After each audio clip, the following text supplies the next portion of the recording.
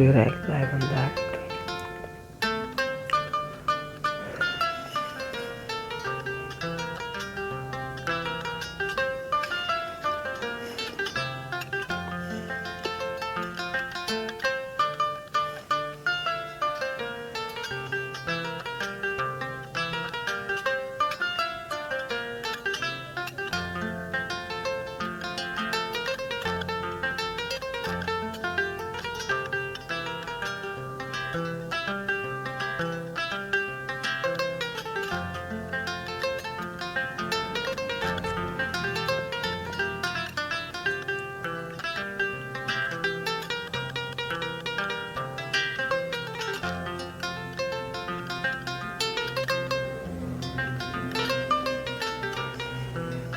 Allô, allô, allô, allô. Est-ce que vous m'entendez?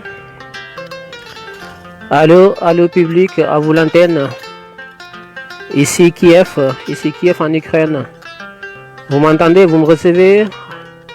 Ici l'antenne.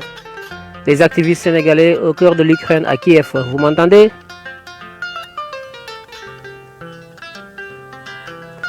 Est-ce que vous me recevez? Ici Kiev.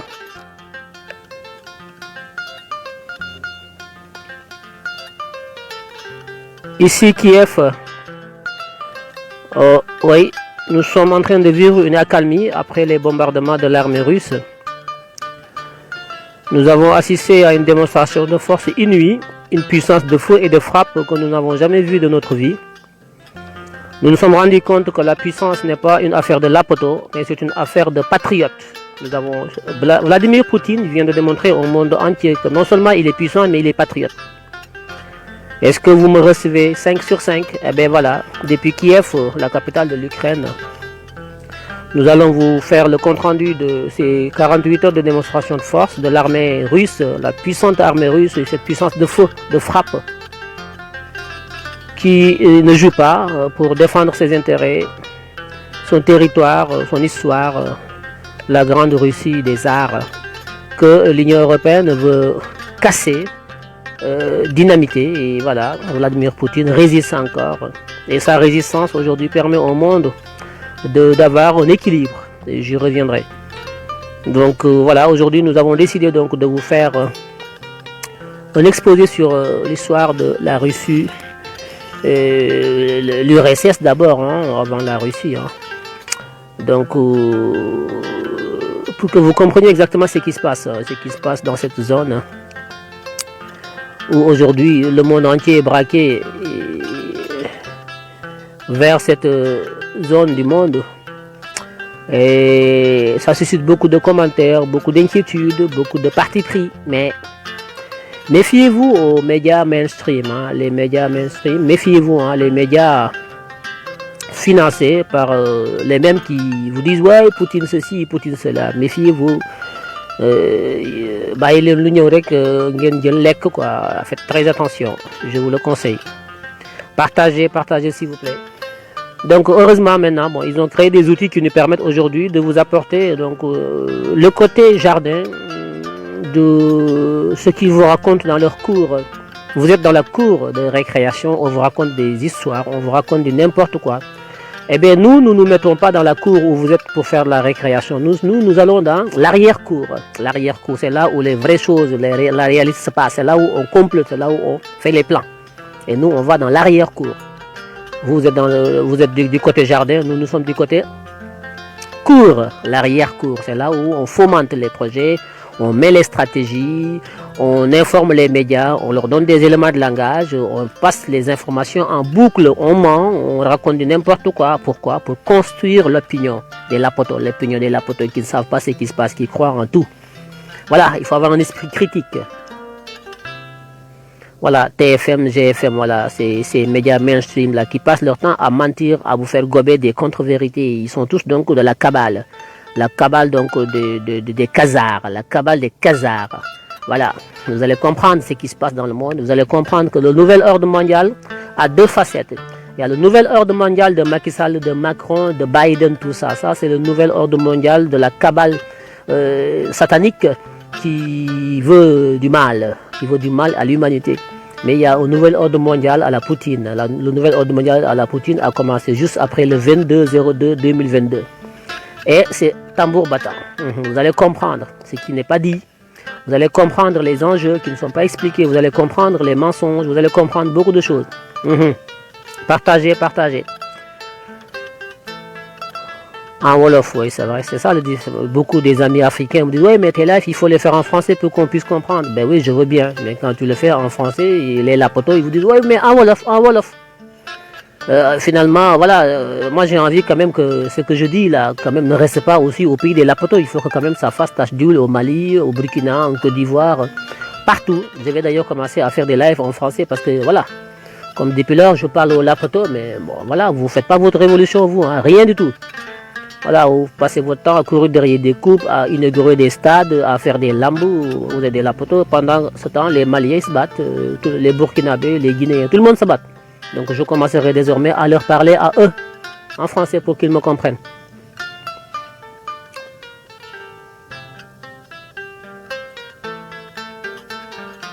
Ouais, j'ai vu Angor, oui, c'est bien. J'ai vu Angor, ils sont en train voilà, les jeunes, c'est formidable, effectivement, entre parenthèses. Il faut se battre. Je l'ai toujours dit, pour ceux qui sont habitués à la page, ceux qui me suivent, yéen ñi may déglu ñëpp yàgg naa leen a wax na àdduna lépp lu nit di jàng na nekk xeex. Lu waay jàng te jàngul xeex jàngul dara. Nit day jàng xeex. Àdduna xeex moo koy maye amul tëfli rek sëriñ beeg léegi dama mu ñaanal la ay caaxaan la. Bu ñaan doon tax a dem ca kanam ñun Sénégal ñoo fi raw. Sëriñ bu doon tax ñu dem ñun Sénégal ñoo raw ci àdduna bi ñoo gën a tardé ci àdduna bi ñoo gën a néew doole ñëpp te ñoo ëpp ay sëriñ fépp. C'est le seul pays au monde qui vend des marabouts partout, qui exporte des marabouts partout. Le Sénégal est le pays qui a le plus de marabouts au monde. waaye mooy dëkk bi gën a tardé ci àdduna bi. Gis ngeen li Vladimir Poutine wane tey ak démb gis ngeen góor yàlla jóg taxaw jël ay machine am di dóor bum président ba daw ñoom ñëpp. Emmanuel Macron ngay bëtt ay bëtam di jooy. Joe Biden ngay lox kat Alzheimer. Maurice Johnson Londres ña ngay yuuxu ñoom ñëpp àdduna bi yëpp a ngi yuuxu pour dal ci ko benn Vladimir Poutine nga xam ne góor yàlla yombul. góor yàlla bokkul ak doomi làppato yi naan dañ sëñ bi mu ñaan nañu ay waay sëñ bi booba di baatin ay waay suñ sëñ bi ay waay kasu rajab gi ñëw na ay waay gàmm gi ay waay kii suñu maam ji pousse géej gi seen maam yëpp bu ngeen leen takkoon teg Poutine la leen man ndax àdduna bi yëpp la yëngal te kenn yëngul loolu mooy dëgg loolu mooy doole dam leen jàngi xeex te bàyyi caaxaan yeeg ñaan yeeg tëfli amul njariñ lan moo xew bi ñu ñëwee du ma wàcc ba mu gën a sori au niveau de l'empire Tsar la révolution yooyu dama koy tëb mais je commence à partir de la seconde guerre mondiale chronologiquement foofu lay tàmbalee yéeg ci kaw bañ a dem avant la Russie bolchevique tout ça yooyu day compliqué ci yéen dama koy def simple parce que sinon day gudd aussi 39-45 une guerre mondiale provoquée par les Khazars. Les Khazars ce sont les faux juifs yi nga xam ne dañu am un dieu satanique buñ tuddee Baal ñenn ñu tuddee ko Baphomet muy nit ñoo xam ne gëmuñu yàlla gëmuñu dara ay féticheurs lañu ay xërëmkat lañu te seen fétiche bi seen yàlla bi xale bu ndaw la ñuy jël sànni ko ci safara bi mu tàkk sébb bi tàkk moom la ñuy sacrifier pour am doole am puissance dañuy lekk nit dañuy naan deretu nit nekk ay wëyu yoo xam ne il y a 400 ans 500 ans ñu ngi nekkoon dans ces pays qu'on appelle le Kazakhstan les pays temps là Kazakhstan Turkménistan Afghanistan tous ces pays temps là c'est là où il y avait les Khazars mais c'était quoi leur métier c'était sàcc fen rey nit xërëm fétiche moo nekkoon seen liggéey ku am sa alal ñu sàcc ko ku am sa doom ñu siif ko ku am sa xale bu ndaw ñu jël ko sànni ko seen xërëm yi def ko ci safara lakk ko pour seen fétiche yi di xërëm ak sàcc loolu moo nekkoon seen liggéey en Europe de l'Est fii coolu nekk tey bi loolu amee le tsar russe mooy le roi russe à l'époque c'est la Russie c'était une fédération de ay Ukraine ak yëpp ci lañ bokkoon mu nekk une grande fédération ñu am benn tsar ci kaw un tsar c'est un roi buuru russe bi ne leen yéen les Khazars la ñu ngi may réclamer ci yéen ci tooñ yu bari yu ngeen di tooñ ci jël alalu jàmbur sàcc alalu jàmbur kuy commerce ngeen nangu ko ku am or ngeen nangu ko alalu jàmbur yëpp ngeen nangu ko ndek ñoom ni ñu doon nangoo alalu jàmbur yi noonu lañ defee ba am alal nag parce que dañuy sàcc dem ba am alal ju bari waaye ci tooñ lañ koy def ak di jaamu xërëm di lakk nit xale bu ndaw moo leen di may alal ndax dañoo amoon yàlla joo xam ne fétiche boo bëggee mu may la alal da ngay jël liir bu ndaw sànni ko ci biir safara bi jox ko comme sacrifice mu jox la alal. bi saaru riche bi toogee ba yàgg ñu réclamer ko pag clamé mu woo leen ne leen fii ngeen nekk mënatu leen fee nekk parce que liñ may clamé ci yéen bari na lool dama leen di génne fii ngeen génn dem tuxu dootu leen fi dëkkati ci sama gox yi ma ci sama réew mi wala boog ngeen tuub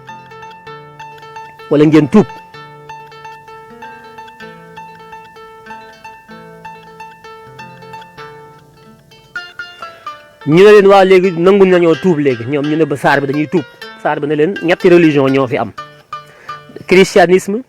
wala judaïsme wala l'islam parce que lii ngeen nekk seen jikko yi bon yi ak seen xërëm yi ak seen fësi yi ak nangu alalu jàmbur yi ku romb ngeen sàcc alalam moom mun leen koo continuer ci sama suuf si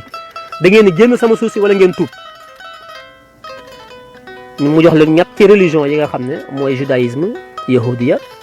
nasaraan ak l'islam ne leen ñetti yee fi nekk da ngeen ci tànn benn moo tax ñiy xas Poutine ci mbañ góor jigéenam ak ci seen église orthodoxe da ngeen a xamul taarix xamu leen histoire xamu leen mboor maanaam ay làppato ngeen mais bu ngeen xamoon histoire jàngi gëstu di ngeen xam lan moo tax Vladimir Poutine am taxawaay bi mu taxaw de ci ay maamam la ko jëlee ki deretam dafa yàgg da ngay xool booba jamono buur bi ne leen yéen nit seytaane yi nekk sama réew mi di tooñ bu ngeen bëggee continuer nekk fi da ngeen di bàyyi tooñ ba noppi tuub ñoom ñu ne ko ci lu ñuy tuub mun leen ci ñetti religion yi da ngeen di nekk catholique wala ngeen nekk yahud wala ngeen nekk islam muy ñetti religion ñetti téere yi nga xam ne moom la yàlla wàcc da ngay xool lii de ca booba jamono ñoom kazaar yi ñu xool daan ne ko waa léegi ñun dañuy tuub léegi yahud la ñuy tànn léegi ay yahud lañu juif tànnuñu christianisme tànnuñu l'islam mais yahud ya la ñu tànn ñu ne ñoom léegi ay yahud la ñu bàyyi leen ñu toog saar bi ne leen d'accord waaye comme ay yahud lañu dañ koo tànn ndekete pour mën a toog waaye gëmuñu ko nekkuñu ay yahud ay faux juif lañu ay juif lañu yoo xam ne gëmuñu ko ci seen xol waaye dañ koo jël tànn ko ne moom lañu ngir bañ ku leen dàq ci dëkk ba ñu toog ñuy continuer ca lañ nekkoon seen mbon di lakk liir yi di ko sacrifier seen jënn ju bon ji baal ak dégg nga maam di sàcc alalu nit ñi saar bi nag ne leen léegi comme yéen naxante naag yéen faalewu leen ma tuub loolu leen ngeen nekk yahud taxul ngeen nekk ay yahud yu baax yuy jaamu yàlla waaye seen yéen a ngi seen mbon gi ba léegi génn leen dëkk bi dàq leen ñu génn Russie ji dugg Europe de l'Ouest dem Autriche dem Allemagne dem Suisse dégg nga de foofu la ñu ëpp dem nañu France ak Angleterre mais foofu la ñu ëpp ñetti dëkk yi Autriche Allemagne ak Suisse un peu Italie un peu France un peu Angleterre dem toog fa nag bi ñu ñëwee ci dëkk yooyu nag fekk fa buur yi nga xam ne ñoo fa nekk le roi d'Autriche le roi d'Allemagne ak buur yi nga xam ne ak Suisse ña fa nekkoon ñoom ñu ñëw nag indaale seen alal ju bari nag alal gi ñu daan sàcc nag or yeeg am xaalis bu dul jeex nag nekk commerce nag mën a carte xaalis carte wure xaalis wure xaalis sàcc xaalis ak sacrifice seen fétiche yi mën a def ay fétiche pour gagner xaalis carte xaalis loolu mooy seen liggéey indaale seen alal nag toog partagé leen mu yaatu tey moom waxuma Dior Diagne waxuma reykatu nit tey moom maa ngi ci Poutine ak ñeneen bi loolu amee dama noonu du ma def live bi sax parce que ñu bari nañu ma il faut nga def ci live man leen du ma ko def parce que làpp tey des fois dama leen di mere j'ai pas envie de leur parler parce que je me suis dit on a des priorités au Sénégal ñun am na lu ñu war xam am na lu ñu war a régler Sénégal yu bëree bëri donc pourquoi ñuy wax ay Poutine ay Ukraine ça vous regarde pas c'est loin de vous parce que yéen du ngeen xeex oui yéen jàmm ay waay ñaanoon jàmm yow mii sa gémmiñ gi musiba rek nga ci wax jàmm mooy li Poutine di def ku bëgg jàmm da ngay préparé waajal sa bopp xeex doom boo ko amee li nga koy njëkk a jàngal mooy xeex mas naa ko wax sama live américain seen doom yi xeex lañ leen njëkk a jàngal Russie seen doom yi xeex lañ leen jàngal yéen sénégalais yi yelwaan lañ leen jàngal pot yelwaan doomi làppato yi ñoon sëñ bi ay waay sëñ bi waay sëñ bee ko tarbiya sëñ bi pendant ce temps doomu américain bi doomu russe bi ñoom ñi ngi leen di entraîner pour que boo liggéey bu ñu leen jàppee yéen doomu làppato yi seen potu yi almude yi yelwaankat yi bu ñu leen ëffee ngeen dali fële parce que déggu leen àdduna xamu leen dara man waaye sëñ bi ñaan na ay waay sëñ bi bari baatin waay ay waay joxe naa sama addu ju ay waay doomi làppato yi lu ngeen man fan ngeen toj fenn gis ngeen Poutine démb gis ngeen soxam yi gis ngeen tëyi ñi pëyi gis ngeen safara si gis ngeen est-ce que gis ngeen yéen li te deful dara de tàmbaleegul de Poutine tàmbaleegul koŋ-koŋ tog la def rek tog gaa yëpp sawite tëddi tog la def rek gaa yëpp sawite tëddi jógagul de ma ne Poutine mi bu duggoon ci Lapatoni mooy Sénégal Lapatoni mooy dëkk bi tudd mooy dëkk Lapato yi léegi Lapatoni ma ne Poutine mii de bu duggoon Lapatoni ba fekk fa Ibou Ndafa ak Lapato yii xaw ma ñuy fuñ jëm xii Lapato. bi loolu amee bon je ferme la parenthèse ci Lapato yi ñëwaat ñu ñëw installé wu nag li njëkk a def mooy biñ ñëwee Suisse Autriche Allemagne dañoo infiltré royaume ya fa nekk dem nag lënkaleeg buur ya fa nekk neen waaw ñun am nañu alal patati patata mën nañ leen jàppale jox leen xaalis lebal leen ñu jël seen alal gi nag lebal ko yenn buur yi nag yenn royaume yi royaume d'Angleterre royaume de Suisse d'Allemagne tout ça ak Autriche jox leen xaalis nag corrompre leen ci lan pour ñu mën leen a dalal ñu jox leen xaalis corrompre leen ñoom dañoo mën a corrompre roi yi tamit daaju jël xaalis bu bari jël or jël xaalis ba ñoom daajuwaat ci ba noppi nag xam nga léegi nag ku la leb sa xaalis nag ku la amee bor moom da nga koy jékku ku ëmb sa sànqal ëmb sa kersa noonu lañ corrompre buur yi ba installé wu nag dëkk nag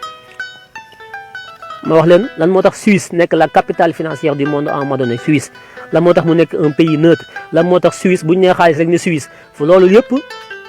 Khazar yi ñoo ko indi Suisse c'est un état kabbalistique Suisse c'est pas pour rien que siège FIFA nekk fa c'est pas pour rien que Davos le forum économique mondial ñu ko fay def c'est pas pour rien que Suisse nekk un pays neutre c'est pas pour rien que Suisse nekk un paradis fiscal c'est un état kabbalistique ce sont les Khazars les faux juifs là je parle pas des vrais juifs les vrais juifs ils sont authentiques ils sont croyants mais dafa am ñoo xam ne ay faux juifs lañ muy les Khazars là ñoom ñoo créé pratiquement l'état suisse ñoo ko taxawu Autriche ak yëpp la première guerre mondiale ñoom ñoo ko sooke la seconde guerre mondiale ñoom ñoo ko sooke parce que la seconde guerre mondiale la première guerre mondiale c'était la mort du roi Ferdinand bi nga xam ne moo nekkoon le roi d'Autriche xaw ma Autriche hongrois yooyu yëpp ñoom ñoo fomenté coup d'état bi pour créer une crise mondiale ba créer la première guerre mondiale la seconde guerre mondiale ils l'ont créé économiquement ils ont créé une crise économique mondiale boo xam ne crise boobu moo poussé l'avènement de Hitler en Allemagne mu falu Hitler ci boppam ci ñoom la bokk Hitler ci boppam yaayu Hitler ci boppam Rothschild la sant wala waaw yaayu Hitler elle fait partie de la famille Rothschild Hitler ci boppam ñoom ñëpp ñoo ànd mu nekk benn mbir c'est pas par hasard que la seconde guerre mondiale bi Hitler sooke ko c'est pas le hasard le nazisme bu ngeen gisee ci déclaration Vladimir Poutine mu ne le néonazisme qui s'est installé en Ukraine mais Vladimir Poutine parle aux initiés daf ci am ñoo xam ne ay làppato lañ am na sax sama page bi des fois may bind ñu bari di wax man leen waxuma ak yéen je ne parle pas aux non initiés je parle aux initiés ñi xam laay waxal moo tax yàlla nee na ci alquran borom xel yi lay waxal yàlla sax buy wax waxul ak ñëpp làppato yi yàlla waxul ak ñoom yàlla borom xel yi lay waxal man mii su may wax sama page di bind borom ñi am xel ñi lay waxal les initiés les non initiés passez votre chemin.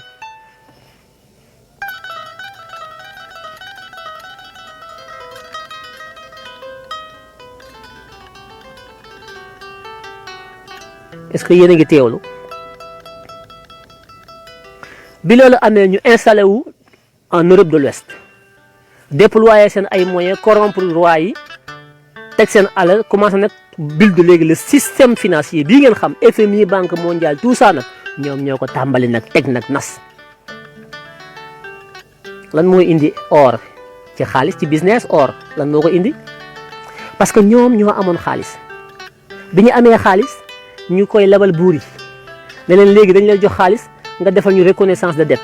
ñu lay defal reconnaissance de dette ñu lebal la xaalis nga dem ba yàgg ñu ne léegi da nga ñuy jox or ñu defal la reconnaissance de dette garantie or loolu lii moo indi état la or ci finance internationale ci fu dañ naan yahuud yi lañu juifs yi mais dafa am les vrais juifs authentiques am les faux juifs mooy ñii ma leen tuddee nga xam ne ñoom ce sont les Khazars ñu jóge ci dëkk bu ñu naan Kazakhstan ñoom ñoo dugg de Russie yàq ko buur ba dàq leen ñu ñëw Europe de l'Ouest Allemagne Autriche Suisse tout ça ba taxawal le système monétaire bi nga xam ne tey moom la ñu dem ba bildu ko léegi après la seconde guerre mondiale au niveau des institutions de Bretton Woods en 1944 taxawal banque mondiale taxawal FMI yooyu yëpp naa ci agsi mais fi mu toll nii maa ngi ci la crise des années 30 bi indi Hitler au pouvoir Hitler ñoom ñoo ko yéegee au pouvoir jox ko doole guerre boobu yëpp ñoom ñoo nekk ci ginnaaw parce que ñoom meluñu na ak yéen léegi-léeg ma bind wala kenn ñaama yow bëggoo jàmm da ngaa bëgg a tàll réew mi xanaa xamoo la violence crée la stabilité ñoom ñoo xam boobu dialectique les Khazars la gis nga ñoom bu ñu bëggee changer benn mbir te xam na wax du ko changer xeex a koy soppi ñoom dañuy xeex. La violence est un puissant moteur de changement de paradigme loolu nag làppato yi yéen xamu leen ko yambar yi yéen xamu leen loolu yéen yaakaar ngeen ne jàmm rek dugg seen mbàjj yi dóor yi ndigg nappaaje jéeg yéen pour yéen loolu mooy jàmm yor seen i pot di yelwaan loolu mooy jàmm ji jàmm mooy nga mën a dund gu sell boo ko amul nga ut sa jaasi taxaw xeex pour am jàmm loolooy jàmm comme ni Poutine di def gis nga li muy def nii wax na leen ko ne leen attention on a pris des risques de mais risques yi ñu jël dañ ko évaluer natt ko gis nañ ne xeex risque bi ci nekk moo gën a wóor bañ a xeex ndax bañ a xeex mooy dañuy tas suñu réew Russie Europe da koy dugg tas ko parce que loolu mooy stratégie Europe li mu bëgg mooy dugg biir Russie tas ko te URSS la woon Union des républiques socialistes soviétiques mu nekkoon ay états yu ngand yu bari construction Union européenne bi moo dem ba tas ko Pologne ak pays yu bari Hongrie dëkk yi nekkoon bokkoon ci fédération boobu yëpp léegi dugg nañ biir Union européenne ñoom ñëpp ñu ngi xeex pour dugg parce que dañ leen jox xaalis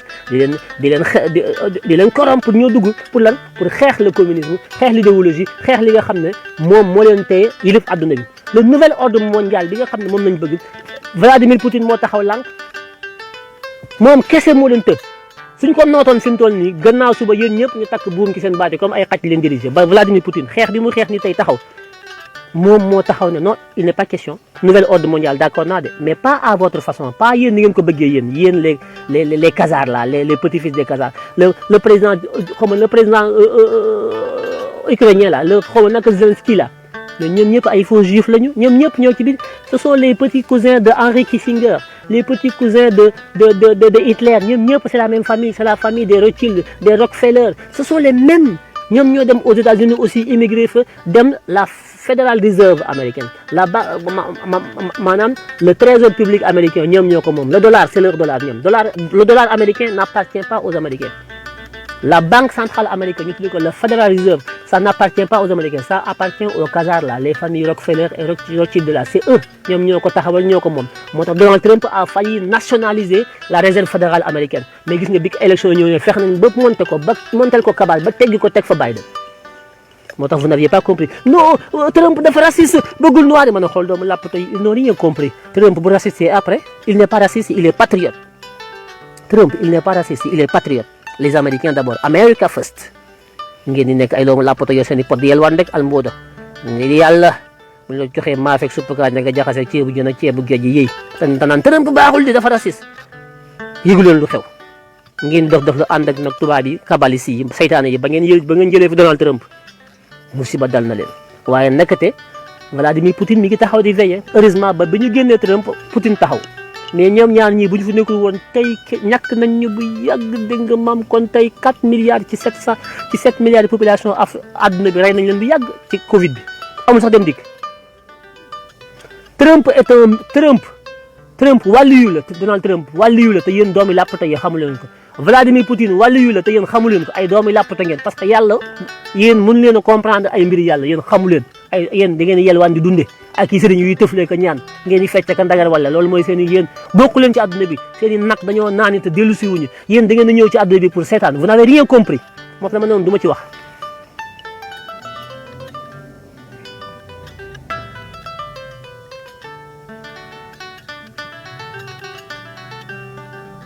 oui, tu l'as dit, on t'a pas compris. Les flapotés, ils comprennent rien.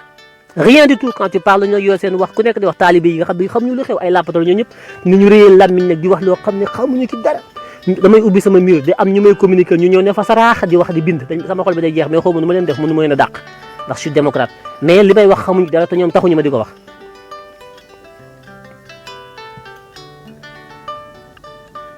Donald Trump dafa génn organisation mondiale de la santé OTAN il s'apprêtait à sortir de l'OTAN wala boog nee na day wàññi li muy financé parce que OTAN 75% du budget de l'OTAN c'est Amérique qui finance Donald Trump ne da koy wàññi génn OMS boycotter UNESCO relocaliser toute l'industrie sidérurgique américaine nar a nationaliser la réserve fédérale américaine bi nga xam ne ñoom ñoo yore dollar bi l'économie du monde lépp da ko doon taxawat ci yoon bu amaatoon deuxième mandat kon tey kenn waxatu ko ñu fexe ba seppi ko sànni fële moo tax des fois démocratie des fois handicap la démocratie baax na ci remplacer ku mel ne Macky Sall mais démocratie baaxul ci remplacer ku mel ne Poutine gis nga Poutine bu bis bu Russie gis nga bu taxaw woon ni mu taxaw gis naa ñu naan oui pourquoi ngeen koy supporter parce que c'est un dictateur mais Poutine dictature bi muy nekk c'est une dictature éclairée c'est une dictature boo xam ne dafay tax ñun adduna bi ñu am équilibre imagine ngeen adduna boo xam ne ay nit dañ ñoo fi nekk àndandoo am doole ñoom képp ñu am doole amuñu kenn ku leen mën a weñ seen loxo mais ñooñu su boobaa ñun ñëpp dañuy def ay jaam lañ ñuy def bu fi Poutine nekkul woon fu ñu jëm est-ce que yéen xalaat ngeen loolu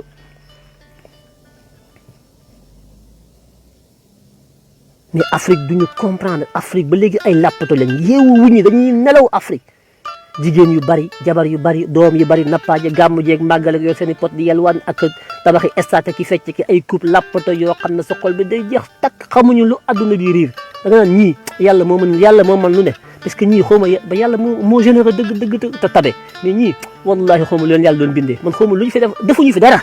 seen i nag naan si wuñu làppato yi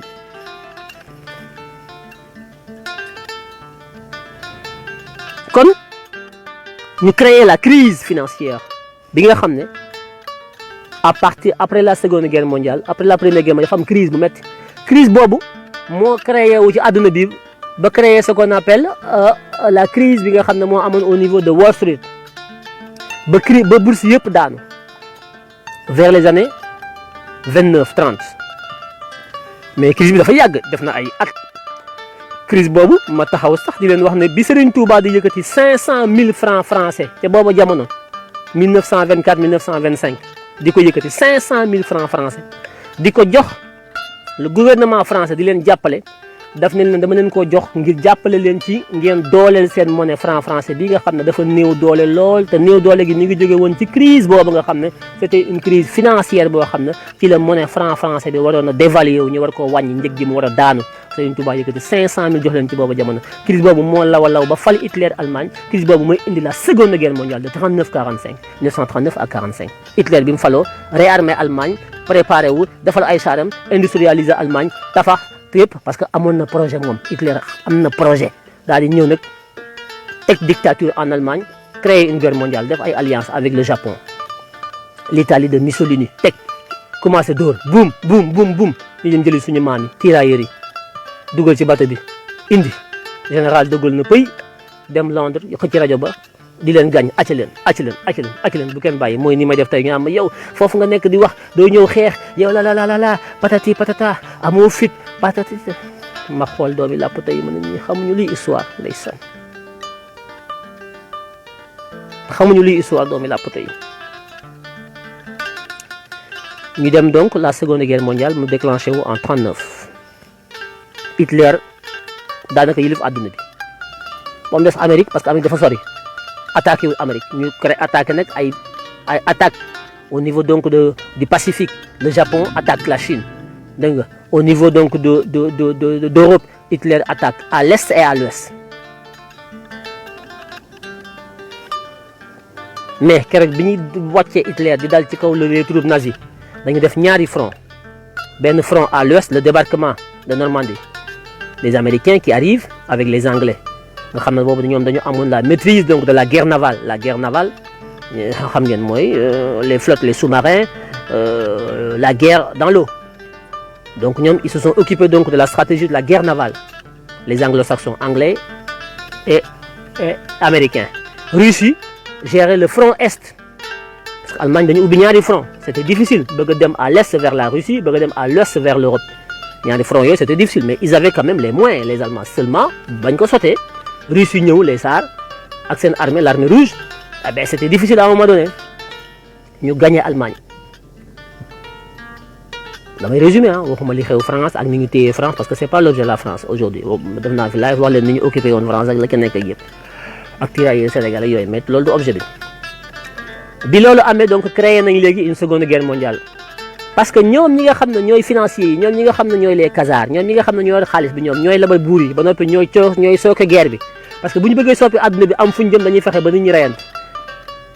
après la pluie le beau temps qui aime la paix prépare la guerre loolu mooy seen stratégie parce que ils sont intelligents ay wuyu lañu ay saay-saay lañu mais dañoo muus duñu ay doomi làppato xam nañ bu baax comment manipuler les gens xam nañ bu baax bu ñu bëggee wëlbati adduna bi boo fi nekkee di ko wax ba at day tukki du ñu déggoo waaye boo sànnee bomb bi rek am ñu dee bakkan yi am ñu dund rek boo wootee ci ko taabal ji wax ji day gaaw loolu africain yi xamuñu loolu ñoom yaakaar nañu àdduna moom àjjana la moom dañu fa doon dund di noo di nappaage du jur ko ba mu fees ko ba jënax ñun doomi làppate ñun yaakaar nañu ñun c'est comme ça. dégg nga de ñu ne léegi dañuy sot Allemagne Italie de Mussolini le Japon ñoom ñooy alliés yi dañ leen ñu gagné leen ñu abdiqué américains yi en même temps que ñu ngi intervenir ici mais ñu ngi intervenir aussi au niveau du Pacifique contre le Japon. Hiroshima Nagasaki bu leen fàtte yooyu yëpp ci xeex bi la boum boum boum boum les Japonais étaient braves mais les kamikazes bu ngeen déggee kamikaze c'est un mot japonais qui signifie quoi suicide damay dugg ci avion def ci bombe daanu ci navire yi daanu ci bâtiment de guerre yi bâtiment de guerre mooy le porte avion les porte avion yi nekk ci kaw géej gi taxaw bateau yi nga xam ne avion yi dañuy décoller japonais yi dañ daan yéeg seen avion yi benn def ci ay bombe ñëw ba ci porte avion américain bi daanu ci boum explosé nga dee ñëpp dee loolu mooy kamikaze mooy suicide en japonais kamikaze c'est un mot japonais.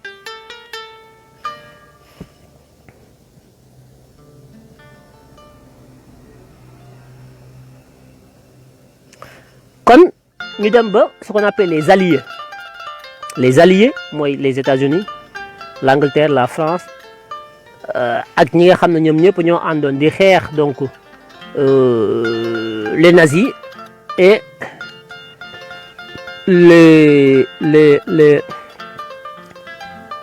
les fascistes. Les fascistes, c'était donc le régime de Mussolini en Italie. Le régime nazi, c'est le régime d'Hitler en Allemagne. Voilà, ils se sont alliés ñoom tamit contre les alliés. La ca xew xam ngeen ko, la Seconde Guerre mondiale donc a été une victoire finale pour les alliés, les États-Unis, la Grande-Bretagne, la France et tout ça. Général de Gaulle ñibbisi jóge na Londres léegi nag France libéré nañ ko. tirailleurs sénégalais yaa ngi ci biir mais comme ay làppato lañ gis nga ñoom duñ ci feeñ pourtant xeex nañu ba dee nañ ci mais kenn leen tudd li ñuy wax ni nag dafa rëy moo tax ñoom dama leen ciy boros rek pour xam nga jox leen seen ñamu bët ñu ngi woon ci xeex waaye léegi libéré nañ France libéré nañ dëkk yu bari léegi Hitler moom suicide wu ñu ñoom Goebbels léegi nag dañu war a dem nag au tribunal de Nuremberg léegi nag pour atte leen crime de guerre crime de contre l'humanité patati patata bon c'est pas l'objet loolu du ma fa dugg parce que day gudd bon Khazars yi laay waxal de les faux juifs bu leen fàtte de jàpp xam nga man damay dem ba yàgg ma dikkaat fa laa tàmbali woon les Khazars ñoom ñoo sooke guerre bi lañ bëggoon am nañ ko mooy tasaaroo na adduna bi jaxasoo na reyante nañu ba ñu bari ba léegi nag bombe yi tàkk nañ ñii dee nañu ñii dund nañu France xaw nañ ko coloniser africains yi tamit xippi nañ ci ne ñun France moo ñu yàgg noot ay siècle ndekete fu ki ñu noot du dara ndekete dañuy xoqatal rek waaye ndekete bi papa Hitler ñëwee ñoom ñëpp dañoo dugg seen suufi lal kon ñun tamit bu ñu fippoo moom suñu bopp moo tax bañ delloo Dakar ñoom it caaro yi nag jox leen ñu suñuy pay commencé fipp ñoom it nag Algérie jóg 1950 pays yu bari yi nga xam ne France moo leen yilifoon ñu commencé nag taxaw nag di commencé fipp nag créer nag les non alignés la conférence de Bande commencé ñoom it taxaw di fipp nag la guerre d'Algérie taxaw dañuy fipp nag ndax France mi ñu doon xoqatal dañuy ci ay siècle ndekete du dara Hitler xaw na koo mbankaan kon nañu fipp mu bàyyi coow na kur Algérie génn Maroc ñoom ñëpp kii pays africains yi commencé teg affaire caaro yi bi tout ça ñu xam ne France général de Gaulle yeewu nag xam ne kon moom da doon sàcc di nappaate waaye ndekete amul doole léegi mi ngi bëgg a feeñ nag mën naa négocier maintenant les indépendances en Afrique seconde guerre mondiale bi moo tax Afrique commencé accéder à l'indépendance mais seconde guerre mondiale bi su amul woon tey jii ñun ñëpp ba léegi France moo ñu moom kenn du am indépendance mais France di ñu noot ba nar koo rey ci indépendance bi moo yee dëkk colonie yu bari yoo xam ne dañ ne ñun ki ñu noot ndekete am na ñu ko mën a noot kon yëf yi xeex rek la ku fipp moom sa bopp Algérie njëkk a jóg xeex reyante ñun ba léegi ñu ngi fi yow moom musiba rek nga bëgg ci réew mi ay waaye sa làmmiñ wu rëy wi fu la fekk yaa ngi woote guerre ki musiba parce que bu ngeen guerrewul du ngeen dund man damaa xam loolu man guerre dong laa bëgg Sénégal bis bu ñu guerrewul bu ñu reyantewul du ñu am jàmm reyante mooy tax te bala ñoo reyante il faut ñu uti ay sox uti ay arme man loolu laa gëm man loolu mooy sama doctrine man gëwuma ay négocier ki ay waxtaan dóorante rek bu ma Macky Sall mënee na ma rey bu ma ko mënee na ma abal man je suis un adepte des rapports de force ku man sama ram rey mais ay tappaleeki taf yëngal man gëwuma loolu reyante rek ku man sama ram dee ku man sama ram toog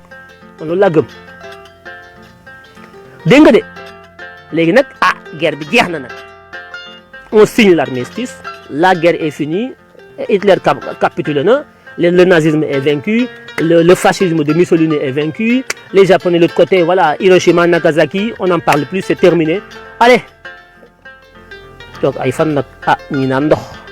ñi dem sawi ñi nga xam ne tollu ñu war a jot sawi ñi mën naan ndox ñi naan ndox nag kenn ku ne ximmuliku nag dégg nga maa ñu accoladante nag léegi lu des nag yàqu-yàqu yi bari na il faut reconstruire maintenant l'Europe waaye bombe bi yàq na lu bari Paris il faut reconstruire l'Europe yàqu-yàqu yi bombe yi dañuy tabaxaat lépp ah fu ñu jëlee xaalis bi ñu ko tabaxee kazaar yi génn taxaw ci ko table bi ne loolu du problème ñun am nañu xaalis kazaar yi comploteurs yi ñi sooxe guerre bi ñoom ñooy indiwaat xaalis pour ñu tabaxee waat yàqu-yàqu yi non adduna bi ku fi nekk te xamoo ni muy doxee bay boo nga gas sa bàmmeel dugg ci suul sa bopp quoi defoo fi dara ñi sooxe woon guerre bi kazaar yi ñi créé woon crise bi parce que guerre bi xaalis a ko créé crise moo ko créé ñoom ñoo def crise financière guerre am bi guerre bi amee ñoom ñooy indiwaat xaalis ñëw taxaw ne léegi ñoom mën nañoo joxe xaalis pour ñu tabax ñu créé la BERD la Banque européenne pour la reconstruction et le développement ñoom ñoo ko créé en 44 ñu ne ak lan ñu ne léegi dañu créé FMI Fonds monétaire international dañ créé lan Banque mondiale gis nga le nouvel ordre mondial commencé na taxaw seconde guerre mondiale bi moo njëkk a taxawal nouvel ordre mondial nouvel ordre mondial bi ngeen dégg ñu di koy wax fan yi reset la dañ koy yeesal dañ koy redémarrer waat mais nouvel ordre mondial après la seconde guerre mondiale lañ ko teg ba ñu créé les Nations Unies ONU après guerre bi lañ ko taxawoon la Banque européenne pour la reconstruction et le développement de l'Europe ñoom ñoo ko taxawoon le FMI et la Banque mondiale qui sont des institutions créées à Bretton Woods aux États-Unis boobu lañ taxawal le nouvel ordre mondial kazaar yi ñoo nekk ci ginnaaw toujours de ñoom gis nga ba ñu bëggee dajale ñëpp ñu ci finance créé benn système financier et monétaire universel ba ñu ko bëgg a taxawal dañoo sookee ab guerre taxawee ne ñoom guerre ñu de waaye bu ñu boo guerree ba noppi ñoom ñoo lay jox armes yi ñoo lay fournir xaalis parce que am nañu xaalis moo tax ku utiwul xaalis nekk fi naan da nga yelwaa nag àdduna amul solo ku utiwul xaalis utiwoo xam-xam utiwoo ay bomb dama toog fekke sa watu bàmmeel di xaar nga dee tan bi day taxaw di la xaar tan bi lay war a lekk day taxaw di la xaar parce que xam na ne defoo fi dara utiwoo fi dara est-ce que yéen a ngi partagé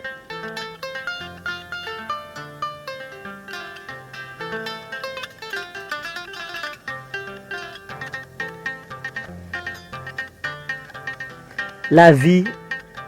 est un rapport de force àdduna dund xëccoo la maa la ëpp doole yaa ma ëpp doole maa la ëpp doole yaa ma ëpp doole noonu la ko yàlla bindee ku ko dégg man fay dund ku ko déggul ñu takk la ay buum def la jaam moo xam sëriñ bi la moo xam politicien bi la moo xam France la moo xam Poutine la ku ci nekk ku ne boo xamul sa bopp sëriñ bi lay njëkk a takk buumu njaam nga koy foqal ay tànkam di ko bayal ay toolam mu ne nongu ca kaw ne maa la gën bàyyi maa la gën maam sama doom a gën sa doom samay sët a gën seen sët nga nekk ab jaam nekk ab làppato boo muccee ci sëriñ bi doo mucc ci Macky Sall politicien bi da lay def jaam boo ci muccul doo mucc ci Macron doo mucc ci Poutine doo mucc ku la ëpp doole rek sëflu ko parce que noonu la àdduna bi doxee léegi boo bañee ku la sëf da ngay fexe ba am doole ba kenn du yëg ci sa kaw da ngay pànk mën a xeex jàngi xeex waaye boo nee xeex rek doomi làppato yëpp dugg seen suuf lali ay waay sa gémmiñ gi dee ci wax jàmm musal ñu gone gi ay waay yow mi sa gémmiñ gi musiba rek nga ciy wax te liñ naan musiba loolu moo leen njëriñ de mooy mën a xeex gis nga Poutine mi war na leen leçon bu rëy tey yéen ñi gis li mu def ci ñaari fan Vladimir Poutine Europe gépp mën na ko raser ci une semaine Europe gépp une semaine te fi mu toog lay toog raser Europe gépp France ak Angleterre yëpp wàcce leen ci suuf une semaine waaw loolu jëttu jàngi loolu ñun waruñu ko am ñun pour France wàcc ñu Afrique ñun suñu pétrole beeg suñu gaz beeg suñu li ngeen xam ci réew mi yëpp ñu teg ñu ko jàpp Serigne Touba takk ko bam ne kodd yóbbu Gabon mu ñëw ñu jàppaat ko takk bam ne kodd yóbbu Gànnaar mu ñëwaat ñu jàpp ko takk bam ne kodd dugal ko biir Njaaréem mu nekk fa ba ni mu génnee àdduna tegul tànkam Touba tubaab bee ko def doole ci doole dong la ko teg doole Serigne Touba mi ngi naan dafa am baatin ay waay sama sëñ bi kër lu ne ngeen defee ko tubaab bee ko téye ba Njaaréem ba noonu la génnee àdduna tegul tànkam Touba tubaab bi moo ne ko doo fa teg sa tànk te tegu ko ci baatin tegu ko ci kurus tegu ko ci li ngeen jàppee Serigne Touba ci doole dong la ko teg doole ngeen na yéen da ngeen uti doole ngeen wax ne ngeen ñi ngeen na yéen da ngeen a bëgg a dee ci ak làppatu est-ce que yéen ay nit ngeen dama leen di laaj est-ce que ay nit ngeen tontu leen ma seen Serigne Touba bi ngeen gëm ba yaakaar ne moom kenn du moom tubaab bee ko jël takk ko bam ne code def ko ci bato yóbbu Gabon indi ko 1902 mu toogaat fi at 1903 ñu takkaat ko yóbbu ko chez Mauritanie 1903 ba 1907 ñu indiwaat ko yóbbu ko ci yéen ca Louga résidence surveillée lépp tubaab bee koy def 1907 ba 1912 tubaab bi jëlee ko ci yéen yóbbu ko Diourbel di ko def résidence surveillée Njaaréem mu nekk Njaaréem 1912 ba 1927 ni mu génnee àdduna tegul tànkam Touba gi nga xam ne mooy léppam tubaab bee ko def doole tubaab bi ci doole képp la ko teg tegu ko ci baatin tegu ko ci lenn tegu ko ci yàlla tegu ko ci yonent bi doole ngeen lànk na ngeen uti doole bëgg a nekk ay doomu làppata ba faw est-ce que ay nit ngeen dama leen di laaj damay laaj naan xoolal ki naan loolu mission la woon ban mission xoolal waxi dofam yi muy wax naan loolu mission la woon mu mel ne ku nekk ci xadaratul ilahiyya moom moo xam ne yàlla dogal naan mission la ma lay wax lu concret loo xam ne kenn da nga ci teg baaraam muy lu am nga am na ay mission la woon di ma jéem a jaay affaire mystique regardez-moi ça bu la fi Poutine fekkee nga xam da ngay xool li da ngay wax yoo xam ne cim xel lay tegu nekk loo xam ne xam-xam la lu ne jaxaran lu loo xam ne da nga ci teg sa baaraam loo xam ne amul layam mu naan la noo sëñ bi dafa amoon baatin sëñ bi mission la woon yàllaa ko yónni woon nattu yàlla la kërëb kërëb Vladimir fekk la fa sa sànni la bomb nga seey doo nit damay wax ak yéen waxi nit ngeen may wax ay waxi dof an ay mission la parce que li ma lay wax amoo loo ci teg li ma lay wax c'est du concret li ma lay wax mënoo ko weddi amoo au lieu nga ne wax nga dëgg wala sax nga noppi waaye da nga koy jéem a lay ci ay tappale ay loolu mission la woon ay loolu yàllaa ko dogaloon ay loolu patati patatan ah Vladimir Poutine mii tey jii bu toogoon di xalaat li ngay xalaat yàllaa ko dogal ah ay Ukraine naa ko bàyyi ah ay kërëb bu ko fekkul woon mu waaj ut ay sous-marin ut bombe atomique dem xëccoo ba am ko may yéen damay couper live bi de ñenn ñi dañ may merloo quoi man mission la woon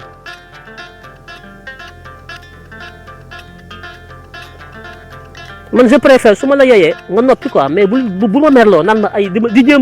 jéem a mbarek man bëgguma ku may mbarek je suis quelqu'un d'hyper rationnel su ma la yeyee d'accord boo mënta d'accord naa tam nga noppi moo ma gën a mais bu ma jéem a mbarek daan ma wuy sëñ bi lii kërë man waxuma ne sëñ bi lii la waxuma ne sëñ bi du lee wàññiwuma sëñ bi yokkuwuma sëñ bi néew ma sëñ bi man na néew ma mënul néew ma kii dama lay indil histoire dama lay wax li xew critiqué wu ma kenn dama lay wax li ñu def sëñ bi nga na ay mission la te li tax ma di ko indi mooy xamal leen ne doole mooy dëgg ku amul doole ak noo mënti tool dañ lay noot yonent sallallahu alayhi wasallam moom mooy patron sëriñ bi moom la ñëpp di roy dégg nga de waaye dañ koo jaay doole moo tax mu génn Makka ba mu demee Médine dafa nekk di naxante di maslaha parce que amul doole ba mu amee doole ba wul boppam ci lay soog a mën a taxaw nag di xeex laa la wax de dafa xeex moom yonent bi moom la yàlla yónni mooy mais dafa xeex doole bu ko defu woon diina gi du fi taxaw xeex ngeen taxaw yéen na ay doomu làppata ngeen yalwaani mu leen gën a xeex du ngeen xeex ku ngeen gis ngeen xeex nga naan ay waay mosa ñun li xew Gabon yàlla bu mu xew fii ay waay li xew Mali bu mu dugg Sénégal ay waay li xew Guinée ay waay Burkina Faso ñoom ñëpp ña ngay def seen révolution di xeex taxaw takk seen i fit comme ni ko Poutine taxawee ngeen taxaw yéen di gàmmoo ko màggale ko cant ak kasu rajabaki masu rajabaki bisu rajabaki yi kenn xamul rajabaki waawaki faak faageeg boo dugalee fii ak puus géej yi kenn xamul fi ngeen di nekk ba bomb yi agsi yéen ñëpp ngeen dee dara waajul leen seen bopp kenn du ko wax nee na ma concentre-toi sur les Khazars waaw gis nga mais gars yi ñoo may dévier quoi damay def samay waxtaan di indi ay faits yu concret soo su dee benn sëriñ rek ñu taalib lapato yi ne mission la di ma merloo kon maa ngi dellu si ci Khazars yi léegi nag Khazars yi cooke nañu guerre bi ñu bari dee nañ ci àdduna bi jaxasoo na dañ ko war a organiser waat nag stratégie la soo amee plan boo bëgg a dérouler te nga xam ne boo ko dérouler coow day bari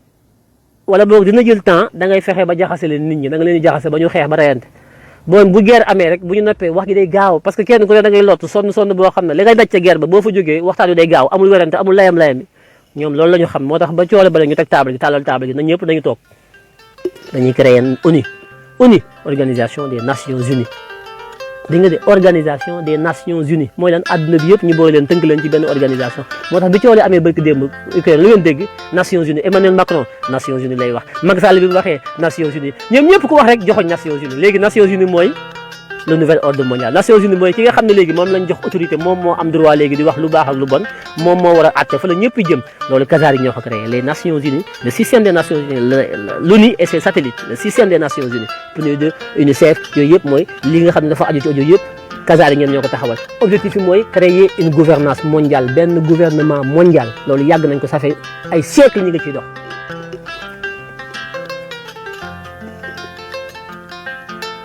ñu ne waaw léegi nuñ koy organiser Nations Unies ñu ne dañuy créer benn système boo xam ne état yëpp dañ ciy bokk mu am assemblée générale boo xam ne réew yi bokk ci biir système bi yëpp dañuy am benn délégué benn représentant ci assemblée générale bi mu nga xam ne mooy organe délibérable moom la ñuy décider yëpp fa lañ koy décider waaye nag dañuy beral suñu bopp nag ñenn ñi nga xam ne nag ñun nag ñooy dëkk yi nga xam ne ñun Khazars yi ñun foofu lañ njëkk wàcc nag te ñoom ñoo ñu beral loxo te ñu ne ñoom ñoo bokk mbuus ñoo bokk fi ñu jëm ñoom dañ leen utal lu ñu tuddee le conseil de sécurité. le conseil de sécurité beneen organe la boo xam ne dañoo tànn juróomi dëkk ci àdduna bi ne leen yéen a am sañ-sañ boo xam ne du mas a dañ te seen sañ-sañ boobu mooy seen da ngeen a am kaddu boo xam ne lépp loo xam ne ñu ngi koy nas jëmale ko ci àdduna ci am réew wala fu mënti doon yéen juróomi dëkk yi bu ci kenn bañee loolu du at maanaam kenn du ko def muy li ñu tuddee droit de veto mooy da ngaa am sañ-sañ maanaam àdduna bi yëpp bu ñu àndoon tey ne dañuy dal ci kaw Sénégal Vladimir Poutine bu ñu demee conseil de sécurité moom benn la ci Russie ci la bokk bu yëkkatee kàddoom ne ànduma ci loolu du am parce que dañoo war a am unanimité le droit de veto s'exerce de façon unanime mais bu ci amee benn opposition bu kenn yëkkatee loxoom ci ñoom juróom yooyu te juróom yooyu mooy Russie mooy États-Unis mooy Chine mooy Angleterre ak France nag li ko may mu am droit de veto boobu mooy colonie yi mu am africain yi mu colonie Asie Pacifique partout mu am fa ay colonie bi ñuy séddale moom dañ koo duma moom waaye dañ ne duñ ko jox ñoo nañ ko jox parce que France tamit dañoo am taxawaay ci wàllu Khazar moo tax boo gisee Emmanuel Macron ak le nouvel ordre mondial ni ñu ciy sonne ñoom it c'est un pays infiltré par les Khazars France gi ñu ne nañ ko jox droit de veto comme am na ay colonie loolu la lay tàpp table ji waaye tamit infiltré nañ République française ñu daal di koy jox droit de veto moom it donc muy 5 droits de veto yi nga xam ne ñoom juróom yi lépp lu ñuy décidé ci wàllu àdduna bi ONU ñoom juróom yi bu ci kenn d'accordul loolu du sotti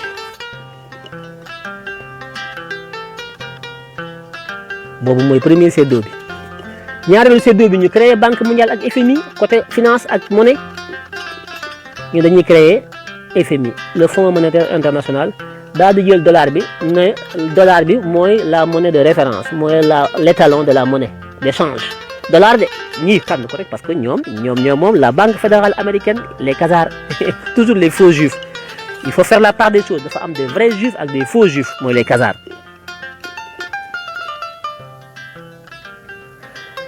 bi loolu amee ñu ne léegi ñoom gis nga fa ñu jógee tas nañu àdduna bi pour mën a dem fi ñu dem mooy leen créer banque mondiale créer FMI créer Nations Unies muy lu doy waar wax naa leen sànq ni ñu créé ONU wax naa leen ni ñu créé conseil de sécurité des Nations Unies ak assemblée générale bi pays bu nekk am nga ci benn voix waaye dañoo jël beneen voix yu mat juróomi voix séddale ko juróomi réew yi nga xam ne jàpp nañ ñoom ñoo ko war a am muy France Angleterre États-Unis Chine ak Russie ñooy les 5 membres permanents ñoom ay membres permanents la duñu fi jóge à vie abadan yeneen membres yi dañuy tourner mais ñoom ay membres permanents lañ ba pare dañoo am droit de veto au niveau du conseil de sécurité de l'ONU donc muy benn création boo xam ne teguwul ci yoon yëfu yaa ma neex la mais comme ñoom ñoo gagné guerre bi ñoom ñoo taxaw Allemagne dañ koo duma bokku ca Japon dañ koo duma joxuñu ko ñoom ñi gagné ñoo séddale loolu moo tax xeex baax moo tax bu ngeen xeexee bu ngeen amee ndam da ngeen di cëru moo tax xeex baax képp ku bëgg a cëru da ngay ndam moo tax sëñ Samba dem si yàlla na ko yàlla nee na arab ba dafa way ñu ne ko loo way mu ne képp ku nanguwut a xeex doo am dara nee na kii am dara mooy kii xeex waaye wallahi wax na dëgg ma ne ko arab ba mën a way nee na kii xeex moo am dara sëñ Samba laa mos a dégg mu di ko wax ma ne ko wax nga dëgg bàjjo bi ku dul xeex doo am dara qui ne risque rien n'a rien moo tax man dama ñeme risque il faut prendre des risques dans la vie ne mais xeex buñ la reyee baax na waaye boo reyaa tamit boo paree yow séddu sa bopp da ngay am waaye yambar moo xam ne dañ ko séddu tout le temps yambar moo xam ne bu ñuy xeex ma nga ci suuf ron lal bu noppee ñëw teg yor potam naan taalibe nga yelwaan loolu ngeen fas yéene def yéen xeexu leen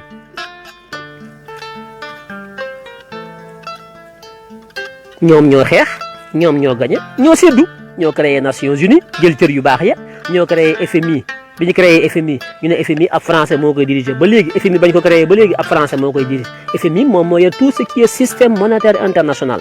monnaie franc CFA bi ngay dégg euro tout ça nga xam ne moo yor adduna bi FMI ñoom ñoo koy réguler ab français mooy nekk ca bopp ba bés bu nekk ñu jóge fa créé banque mondiale muy les 2 institutions yoo xam ne ñu ngi ko créé à Bretton Woods ñu leen di wooye souvent les institutions de Bretton Woods aux États-Unis ñu ne banque mondiale américain moo ko mas di jiite kenn du ko diriger FMI français moo koy diriger séddoo nañu parce que dañoo nangu woon a xeex ba ñu xeexee ba noppi teg seen i plan nag di pousse muy dox di pousse seen i pion séddoo toog ca kaw ne nangu yor adduna bi di ko doxal ngeen naan sëñ bi julli na ci géej géej kee moo pousse géej géej kii moo lii kii moo lee patati patata kara naan sama faage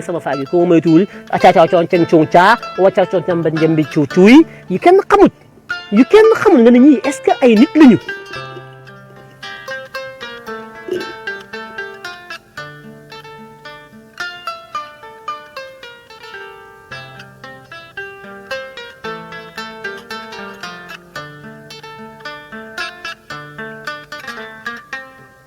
créé nañ ONU, créé nañ Banque mondiale, créé nañ FMI. ñu ne léegi dañuy créer léegi nag lan dañuy créer OTAN, organisation du traité de l'Atlantique Nord.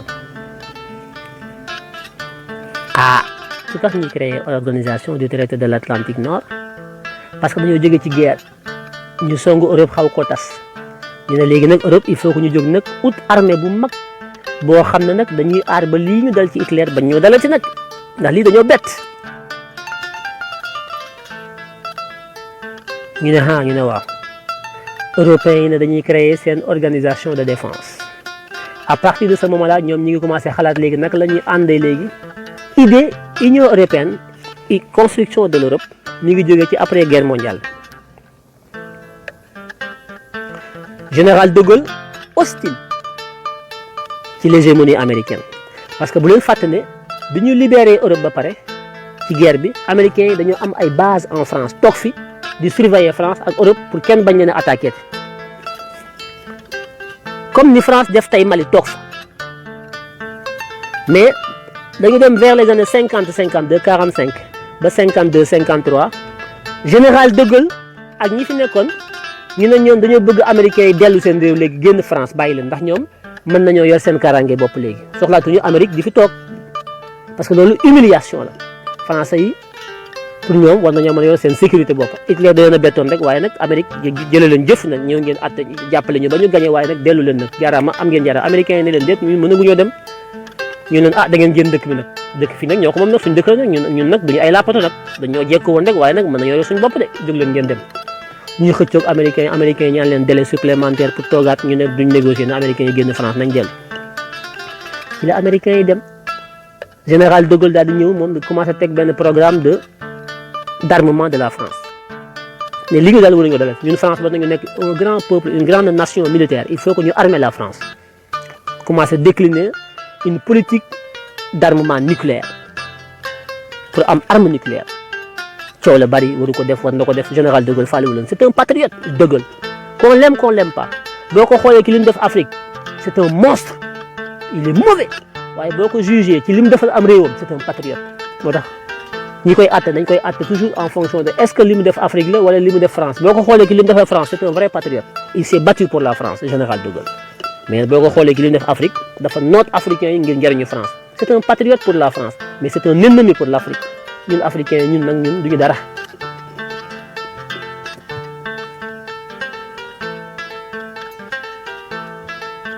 ñu commencé nag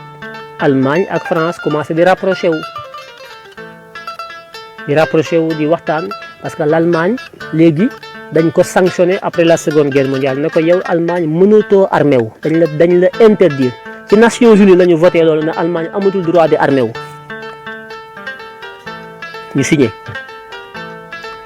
France moom di armé wu moom di waajal parce que bëggatul ku ko bett waaye li muy armé wu yëpp tamit mi ngi négocier ak Allemagne pour que ñoom ñaar ñu mën a déggoo parce que dañoo yàgg xëccoo ñoom ñaar le charbon bi nga xam ne moo nekk dans la Ruhr la région de Strasbourg ci kaw ak frontière avec l'Allemagne dafa amoon ay ressources minières de charbon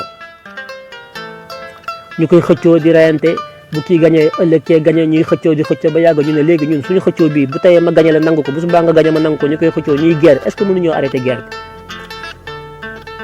bi ñu ne naka la ñuy def mu ne nañ ko bokk ressources yi nañ ko jël bokk ko au lieu ñu koy xeex ku nekk tànn naa ko moom nañ ko bokk exploité ko séddoo ko moo gën xeex bi ñu bàyyi xeex Allemagne ak France. En 1950 ñu créé la communauté européenne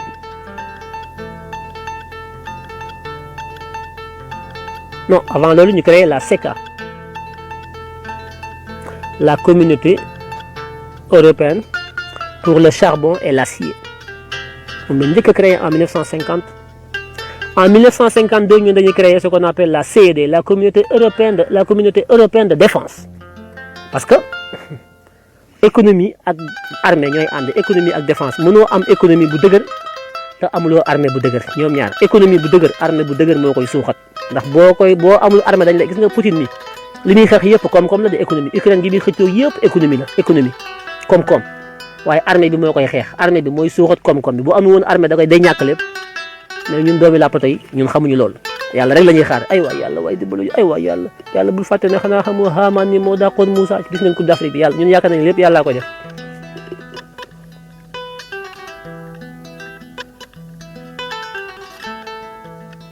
ñu créé Union européenne. La France et l'Allemagne ont été les précurseurs de la création de l'Union de la communauté européenne en 1950 avec Schuman, allemand, et Monnet, Jean Monnet, français, ñoom ñaar. tubaab bi tudde ko l'union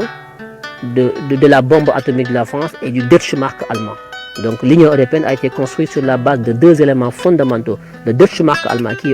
est une monnaie très forte, mais aussi la bombe atomique française. Donc tu as vu. waaw bu àdduna da ngay dox ci ñaari tànk benn tànk bi ndeyjoor bi koom-koom la benn tànk càmmoñ bi bomb lay nekk bomb bi mooy aar koom-koom bi boo yoree xaalis nii ci mbedd mi te amuloo fetal dañ koy nangu dañ koy siif ci yow parce que nit la nature humaine est comme ça foog ngay mën a xeex am fetal boo yoree ay milliards ci mbedd bi taxawaalu te amoo fetal dañ lay rey moo tax tubaab bi ñoom dañoo comprendre loolu fu ñu amee koom-koom dañuy créer ay bomb ci wet bi ñu créer donc l'Union européenne la CK, la CED. di ko élargir ñëpp di ki dugg élargissement boobu Union européenne boobu di ko yokk ils étaient 2 après ñu dem 6 ñu dem 9 ñuy yokk ba tey ñu ngi ci 27 xaw ma 28 yokk boobu ñu koy yokk nag bu leen fàtte ne jamono bii li may wax yëpp nag ñu ngi ci période de guerre froide léegi ñoom ñi àndoon pour libérer France daanal Hitler ànd nañu léegi ba taxawal ONU ba taxawal seen i organisation léegi nag ba ku nekk dellu sam réew nag léegi nag dafa am leneen lu fi ñëw loo xam ne léegi guerre idéologique la le bloc de l'Ouest nga xam ne mooy les alliés ñoom c'est des capitalistes c'est des démocrates le bloc de l'Est nga xam ne ñoom ñoo nekk autour de la Russie la grande fédération de Russie ñoom c'est des communistes ñu am léegi guerre idéologique ñi àndoon ak Russie ak américains yi ànd dal ci ko Hitler léegi ñoom dañoo xaajaloo idéologiquement ñu ngi ci période de guerre froide la guerre froide c'est une confrontation de deux idéologies sans guerre une guerre froide une guerre boo xam ne sox du tàkk waaye xoqatalante xam nga escalade dissuasion patati patata toog négocier ku nekk dem waaye kenn ku nekk xam nga ne yow ak sa morom bokku leen ay jëmtuwaay bokku leen fi ngeen gis ñoom ñu créé OTAN bi ñu créé OTAN nag général de Gaulle ne moom du dugg OTAN moom c'est un patriote mu ne man je suis un français je suis français dama war a am sama armement bopp dama war a aar sama bopp li ma daloon ba ngeen atte ba ngeen dimbali ma d'accord waaye loolu du ma dalati ñun français yi on est un grand peuple général de Gaulle qui parle nous devons être capables de défendre notre patrie nous devons être capables de créer des armes de développer notre économie et de nous défendre nous ne devons pas être sous la tutelle de personne parce que OTAN américains yi ñoo ko créé ne leen comme yéen ñun ñoo ñëwoon dimbali leen te amu leen armement bu leen mën a taxawu léegi pour que boo ëllëgee bu ñu leen attaqué tey au lieu que ñun ñuy ñëw léegi OTAN la ñuy jël créé ko def ci xaalis def ci ay armes def ci yëpp ngeen ñëw dugg ci bokk ko ñun ñu koy financé di ko piloté toujours le général bi nga xam ne mooy secrétaire général OTAN di koy gérer toujours américain lay nekk ñun ñoo ci def xaalis bu bari comme ça ñu aarale seen karange yéen waa européen général de Gaulle ne moom du ci d'accord lank génn na OTAN ñaari yoon bu dee sànni porte bi ne moom kenn américain duñ ko yëlëf c'est un patriote général de Gaulle bëggul ku ko ngemb mais lank moom bi ñu créé OTAN Russie ñu créé ce qu'on appelle le pacte de Varsovie OTAN contre pacte de Varsovie boobu nag moo nekkoon ñoom tamit seen bouclier militaire bi nga xam ne moom lañ doon xeexe pour endiguer l'avancée du libéralisme bi nga xam ne moom ci koy prôné mooy les États-Unis et l'Union européenne avec benn armée bu leen di xoqatal bu ñu tuddee OTAN boobu nag mooy pousse oto yi ba tey jii ñu àgg di grignoter di jël les anciens pays de la grande fédération russe yi nga xam ne ñoom ñëpp traditionnellement historiquement ñoom ñëpp ci biir Russie bu njëkk ba lañ nekkoon mais ñu dem di leen jëli benn par benn di leen jox xaalis yu bari leen defal ay tali leen wax ñëw leen fii amul liberté yéen seen communisme génn leen ci lii ñu leen dugg Europe ngeen am oto am xaalis am liggéey avion yi dem ngeen nekk ci démocratie am ay élection ñoom ñëpp ñuy dugg gis nga ñuy élargir ñuy pousse Europe di yokk pays dugg les pays de l'Est di dugg Pologne ñoom ñëpp gis nga Pologne Hongrie dëkk yooyu yëpp yooyu ñëpp ci foofu lañ bokkoon dëkk yooyu yëpp ñu ngi woon ci la fédération russe ñoom ñëpp pacte de Varsovie lañ bokkoon ñoom ñëpp européens yi leen dugal ak américains yi leen dugal parce que dafa am stratégie bu nekk ci ginnaaw parce que plus ngay dugal ay dëkk yoo xam ne bokkuñu woon ci yow bokk ci sa ennemi nga leen di boole ci yow yaa ngi gagné yaa ngi wàññi doole sa noon loolu moo dem nag ba accès Ukraine nga xam ne ñëw nañu ne pousse nag ba ci frontière la Russie actuelle cooy na kur tey Vladimir Poutine jóg mais lu jiitu laata may accès foofu pousse bi ñu doon pousse def élargissement au niveau de l'Union européenne di dugal les pays de l'Est di leen dugal guerre froide bi dañu ñëw ba benn moment ñu jeexal ko en 1989 avec le discours de Gorbatchev.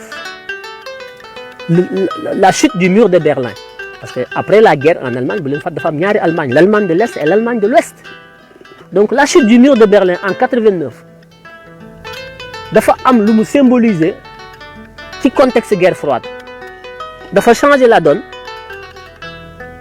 Aussi, c'est un nouveau départ qui arrive par rapport à une conquête stratégique de l'OTAN. Les pays de l'Ouest, les Occidentaux capitalistes, ils veulent pousser l'Europe vers l'Est pour que les pays communistes qui sont en Russie dugal ci Europe. Parce que beaucoup de idéologie, beaucoup de le communisme pour nous c'est un péché. C'est un péché originel. Le communisme égal mort, égal danger. Il faut éradiquer le communisme de la terre. Les capitalistes, c'est comme ça. Le communisme, il faut tuer ça. Dégg ngeen de bi loolu amee ñu ne léegi fekk ñoom infiltré nañ la fédération de Russie avec Gorbatchev ci kabbaliste yi la bokk. Gorbatchev ñoom dañ ko infiltré c'est un satanique nekk un franc-maçon nekk ci seen horloger Gorbatchev ñu infiltré ko nax ko mu ànd ak ñoom ci complot pour tas la fédération, la grande fédération de Russie. Pays yu bari génn am seen indépendance nekk te loolu moo nekkoon première étape bi mooy gis ne dañuy dugg ci biir fédération russe Gorbatchev ak Boris Yeltsin. Après Gorbatchev c'est Boris Yeltsin. ñoom ñaar ñoo ñëpp ñoom dañ leen infiltrer les kabbalistes les khazars jox leen xaalis fal leen def leen ay président ba noppi teg ak ñoom dil ne leen da ngeen fexe ba gëmm seen bët bàyyi yenn pays yi nga xam ne dañu bokkoon ci la grande fédération russe ñu moom seen bopp ñoom it ñu nangu fekk dañ leen a coincé économiquement ba ñu am ay pression économique ba nga xam ne amatuñu doole ba nga xam ne am na crise économique et crise sociale ci biir la grande fédération Russie ñu jox leen xaalis ne leen léegi lâché un peu ñoom ñu teggi seen tànk yenn pays yi génn sous forme de dañu pauvre dañu crise Union européenne ubbi leen bunt yi jox leen xaalis ñu def la reconstruction ñoom ñëpp ñu dugg loolu lépp tactique kabbaliste yi lañu tactique les khazars toujours les mêmes ils sont derrière ñooy manipuler ñooy banque ba ñooy FMI boo bëggee 1000 milliards de dollars ci benn bouton la ñuy bës jox la ko c'est des écritures du xaalis boo xam ne day taw ñoom ñooy bind ñooy effacé ñooy lépp c'est du topp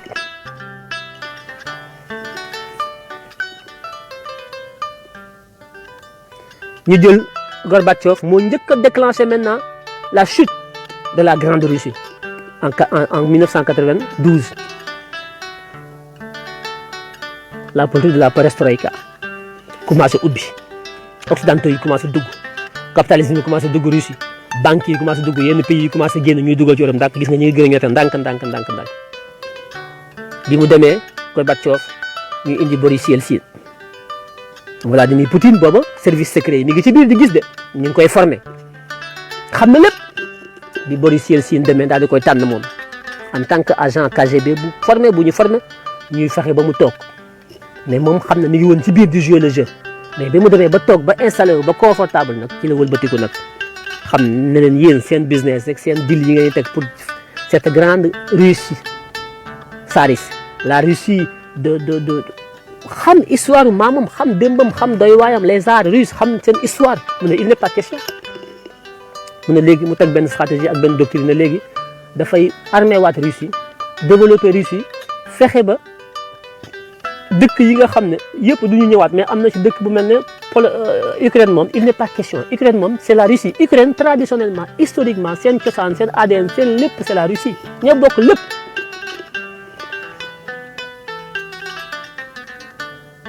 ñu ne léegi Ukraine day dugg OTAN ba gis nga de OTAN organisation du traité de l'Atlantique Nord mooy seen armée occidentale Ukraine lañ bëgg mu dugg Poutine ne leen bu duggee Ukraine bu duggee OTAN ma dal ci kawam nangu ko ñun ñëpp dem nañ président américain yi wax nañu allemand yi wax nañu ku nekk wax saa yoo waxee Emmanuel Macron semaine passée la fa jógee comme waxee wax bu noppi Poutine ne ko hey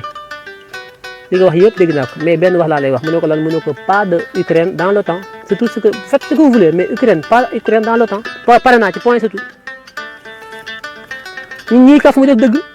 muy négocier ak ñoom ba léegi mbat na ay at te ñoom li ñu bëgg mooy dugal Ukraine biir OTAN bu ñu ko dugalee biir OTAN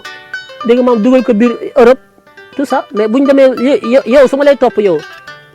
dina topp loo am ma nangu ko loo am ma nangu ko di nangu sa suuf di nangu sa kër di nangu sa alal di nangu sa jabar di nangu ba fekk la ci lal bi nga toog benn lal bi nga xam ne moo la desam ma bëgg laa wàcce lal bi yërëb la pour nangu la doo fipp Poutine loolu moo tax mu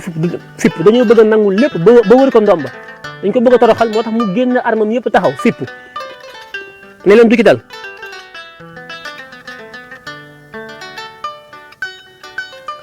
léegi dafa am yeneen enjeu géoéconomique yu ci am mooy lu tax Vladimir Poutine jóg dal ci seen kaw tey dugg biir Ukraine en 48 heures nangu Ukraine président ba daw te dina jël Ukraine fii 48 fii ñaari fan day jël Ukraine teg fa président parce que Ukraine est russe ñoom ñoo def ay complot ñoom occidentaux yi fexe ba coup d'état ka fa nekkoon tout ça fexe ba teg fa seen i nit parce que ça c'est toujours les Khazars qui font ça et les Khazars ils sont aujourd'hui à Washington ils sont à la Maison Blanche ils sont aujourd'hui au niveau de la fédérale américaine la Federal Reserve américaine ils sont aujourd'hui au niveau du FMI et de la Banque mondiale aux Nations Unies ñoo foofu yëpp ñoom ñoo fa toog infiltré fépp ce ne sont pas des juifs ils se sont réclamés juifs depuis la Russie bu leen fàtte comme Russie ñoo leen dàqoon génn leen Russie te booba jamono ne leen yéen ay wëyu ngeen ay xërëm ngeen di jaamoo di rey ay nit te da ngeen di sàcc alalu jàmbur yi jël leen ci religion yi ñett yi benn ñoom ñu ne ñoom taamu nañu yahudi ya mooy juif fàtte ngeen te njëlbeen nga ba may wax Russie bàyyi leen ñu continuer malgré li ñu nekk ay juif di def lañ doon def lu bon ñu génn leen dàq bañ leen dàqoon ñu génn foofee Kazakhstan Russie gi fañ leen dàqee woon dàq boobu moo nekk seen xol yi ñu di ko passante génération ba génération moo tax tey ñoom ñoo dellu siwaat pour venger wu contre la République de Russie bi nga xam ne tey moo fi nekk te nekkoon une grande fédération dàq bañ leen dàqee woon foofee les Khazars là moom la ñu ñëw tey fayu si nii d'une autre manière ñoom duñu bàlle 1000 ans mën nga leen a tooñ 1000 ans dañuy dellu si daañu fexe ba wax ko seen doom yi ñu koy passante kenn du ko fàtte ñuy bind ko boo leen toroxalee wala nga saaga leen 1000 ans 2000 ans ba dina tukki buñ la jekkoo dañuy ñëwaat dañuy fayu ñoom nag ñoo ñëwaat bëgg a venger wu ci Vladimir Poutine wax la say maamaati maam ñoo dàqoon suñu maam toroxal leen moo tax ñu bëgg laa toroxal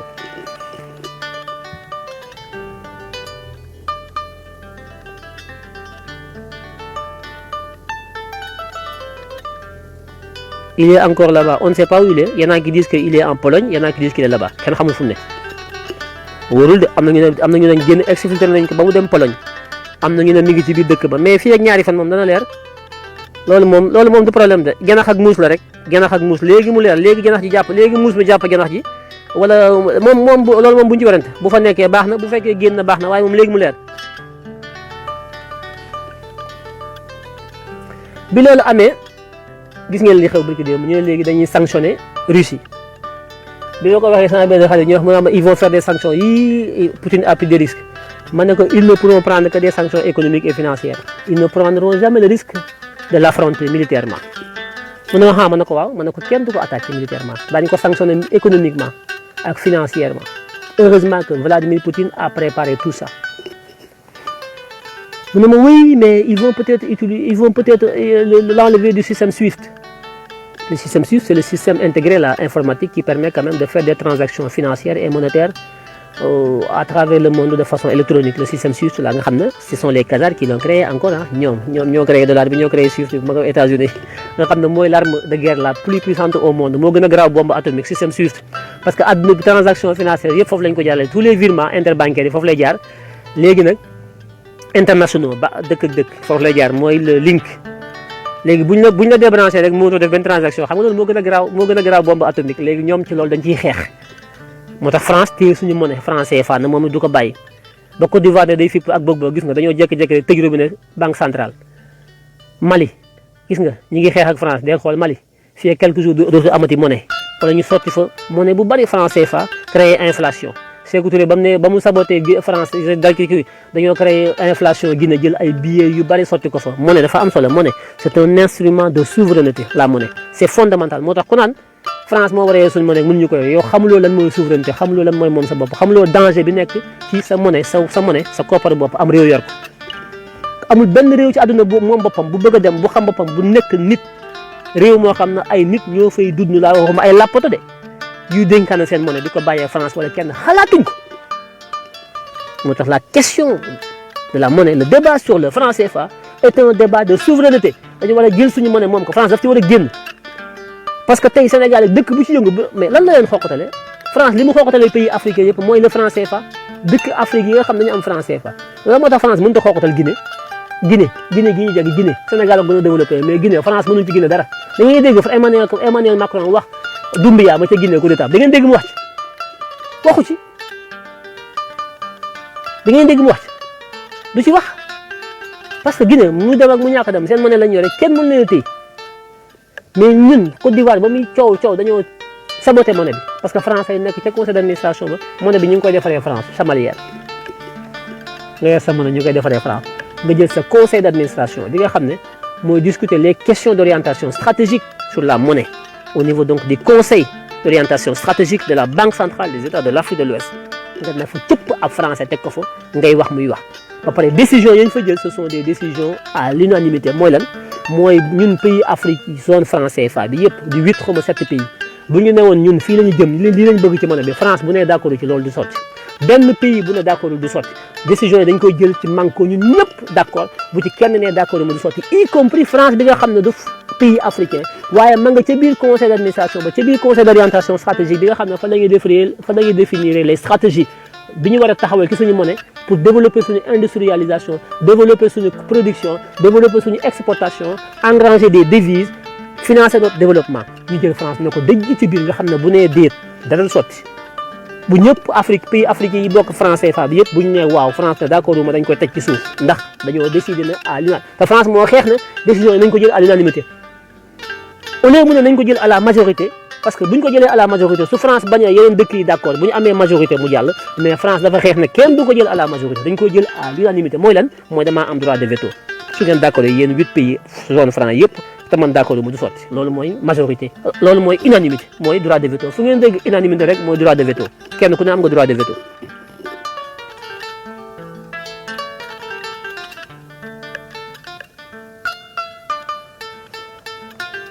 waa léegi ñu ne dañuy sanctionner Vladimir Poutine la Russie gis ngeen Biden ma ngay côté Alzheimer on a suspendu les 50% des avoirs de la plus grande banque russe qui détient les 3/4 des avoirs des Russes et puis les Russes qui sont un peu partout au Sénégal, en France, aux États-Unis, au Japon, amatuñu def ay transactions au-delà de 100 000 comme 200 000 $. Et puis on va continuer les sanctions mais déggu leen benn ñu ne on va arrêter d'acheter le pétrole et le gaz russe. Ça c'est la géoéconomie ça ce sont des intérêts économiques. Ah on va y arriver laay fi bëggu moon mu gudd mais day gudd. Pourquoi mënuñu dal ci kaw Poutine ñu ne léegi dañ koy sanctionner économiquement dañ koy sanctionner monétairement dañ koy débrancher sur le système SWIFT dañ koy dindi nga xam ne du mën defati benn transaction à l'international. réunion démb bi le conseil de l'Europe démb Emmanuel Macron moo ko jiite ma nga mer ba fut taxaw dindi cravate yi dafa wax ba baat bi dee démb mais bi mu waxee comme Union européenne tamit au conseil de l'Europe c'est l'unanimité maanaam ñëppay d'accord mu jàll bu kenn bañee du jàll ñu ne dañuy dindi Russie ñoom ils proposent avec leurs partenaires américains que ñu débrancher Russie ci système SWIFT ba nga xam ne dootu mën a jokkalante ak benn banque ci àdduna bi xaalisam dem xaalisu dëkk et Autriche ne man d'accord ma Allemagne ne d'accord ma Italie ne man d'accord ma cooy na kur ñoo bokk di xeex de mais d'accord pourquoi parce que intérêt Allemagne ak intérêt Italie ak intérêt Autriche Russie bokkul ak intérêt France Macky Sall nag loolu la xamul moo tax bañ ne dañuy sanctionner Mali Ouattara d'accord naa ñoom ñëpp ñu d'accord parce que Emmanuel Macron moo nekk ci ginnaaw au lieu que Macky Sall ne man d'accord ma parce que man Sénégal sama 25% exportation Mali la sama 475 milliards yi ma def chiffre d'affaires mon premier partenaire économique du port de Dakar c'est le Mali c'est mon premier partenaire économique li may am ci Mali au ma ko ci France pourquoi man may d'accord ñu sanctionner Mali au lieu que Macky Sall am boobu taxaw lànk te bu lànkoon sanction yi du wàcc mu ànd ak ñoom xañ Sénégal milliards yi sanctionner Mali peuple frère Mali xañ leen lépp waaye Europe gii bi ñu waree sanctionner tey Poutine Allemagne dafa taxaw ne man d'accord ma ci ñu débranché ko ci SWIFT bi Autriche ne d'accord ma Italie ne d'accord ma lu tax parce que dañu am ay intérêt avec la Russie intérêt yooyu mooy le gaz russe et le pétrole russe Allemagne gaz bi bu ko Emmanuel Macron tëjee gaz bi duggatul Allemagne fi mu toll dafa sedd ay 5 degré 6 degré fi nekk Allemagne dañuy côté ñëppay dee moo tax ñu ne ñoom d'accord ñu ci ñu def parce que bu ñuy génn Allemagne bu ñuy génne système SWIFT bi bu ñu ci génnee Russie Allemagne gaz bi mu génnee Russie naka la koy fayee Italie gaz bi mu jëlee Russie naka la koy fayee Russie Autriche gaz bi mu jëlee Russie naka la koy fayee Russie c'est le 3e producteur de gaz au monde Russie defuñu tubaab bi Macky Sall mooy lappato bi parce que il dirige un pays de lappato xam na sëriñ si ak tëfli ak ñaan ak yéen xam leen seen ay intérêt xam leen lu ngeen defal seen intérêt tubaab bi ñoom defuñu de d'accord ñu ci Allemagne d'accord ñu ci Vladimir Poutine ni mu attaqué Ukraine waaye nag attention de bu ñuy sanctionné Poutine Allemagne day xool ba xam sanction yi ay intérêt ni nga ci ou pas du ànd rek gëmm comme ni ko Macky Sall defee de contre le Mali de Allemand yi defuñu ko italiens yi defuñu ko autrichiens yi dañoo taxaw lànk parce que ñoom duñu ay doomu làppato amuñu Serigne Touba amuñu El Hadj Malick mais ñoom dañuy liggéey ay nit la ñu am yu yor seen i xel di xool fi seen intérêt nekk ñu di fa taxaw kenn du leen yóbbaale.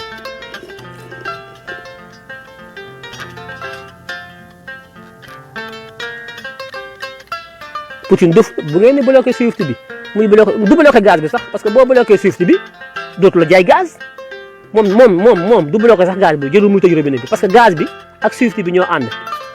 gaz bi ak Swift bi ñaari bouton yi ñoo ànd boo bësee ci bouton gaz bi da ngay bës ci bouton Swift bi parce que bu gaz génnee rek Swift bi day génn bu xaalis génnul gaz du génn kon ñoom bu ñu débranché Swift bi xaalis du amati te bu xaalis amul gaz bi du ñëw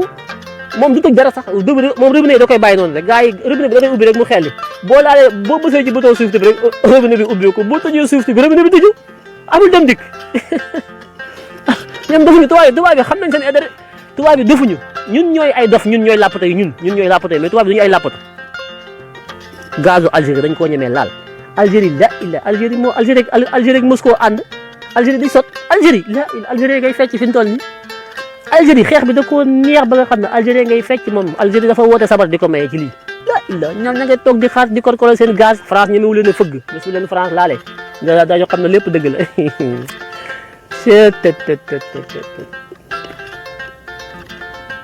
dégg nga de dafa am benn gazoduc bu mag bu waroon a jóge Russie ñëw Allemagne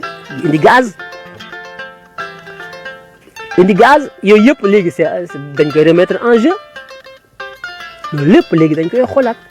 sans compter Russie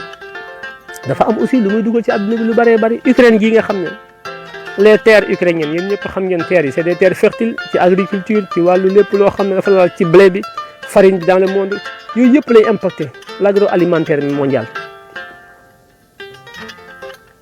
kon ni ñu sanctionné Mali facilement teg ko ay daan te kenn waxu ci mënuñu koo def Russie ak Vladimir Poutine loolu képp dafa waroon a doy tey tax yéen africains yi doomu làppato yi surtout sénégalais yi ngeen yeewu xam ne lu waaye di ut ci àdduna te du doole utoo dara dañoo war a góorgóorlu man ak yéen ñun ñëpp ñu taxaw ut doole ut koom-koom ut xam-xam ut ay arme taxaw ndax ci loolu képp lañ ñuy nawe ndax li ñu teg barki démb la Assimi Goïta teg ko Mali ñoom Macky Sall ak Emmanuel Macron ñu teg ko parce que dañoo jàpp ne ab doomu làppato la parce que amul armée parce que ña fa nekkoon corruption ñuy jur di teg di fecc ak dem Makka yu kenn xamul te tabaxuñu ab état tabaxuñu réew tabaxuñu économie tabaxuñu puissance militaire Emmanuel Macron toog di manipuler gis nga ni muy manipuler africain yi di dugal ak génn ak ni mu sonnee ci Vladimir Poutine Emmanuel Macron bu demee seeti Poutine ñaari loxo yi lay téye day mel ne ku gis yàlla te bu ko Macky Sall gisee ni Emmanuel Macron di taxawee ci kanamu Poutine téye ñaari loxo yi na xoog mel ne ku gis yàlla noonu la Macky Sall di taxawee ci kanamu Emmanuel Macron mel ne ku gis yàlla nga xam ne Poutine du nit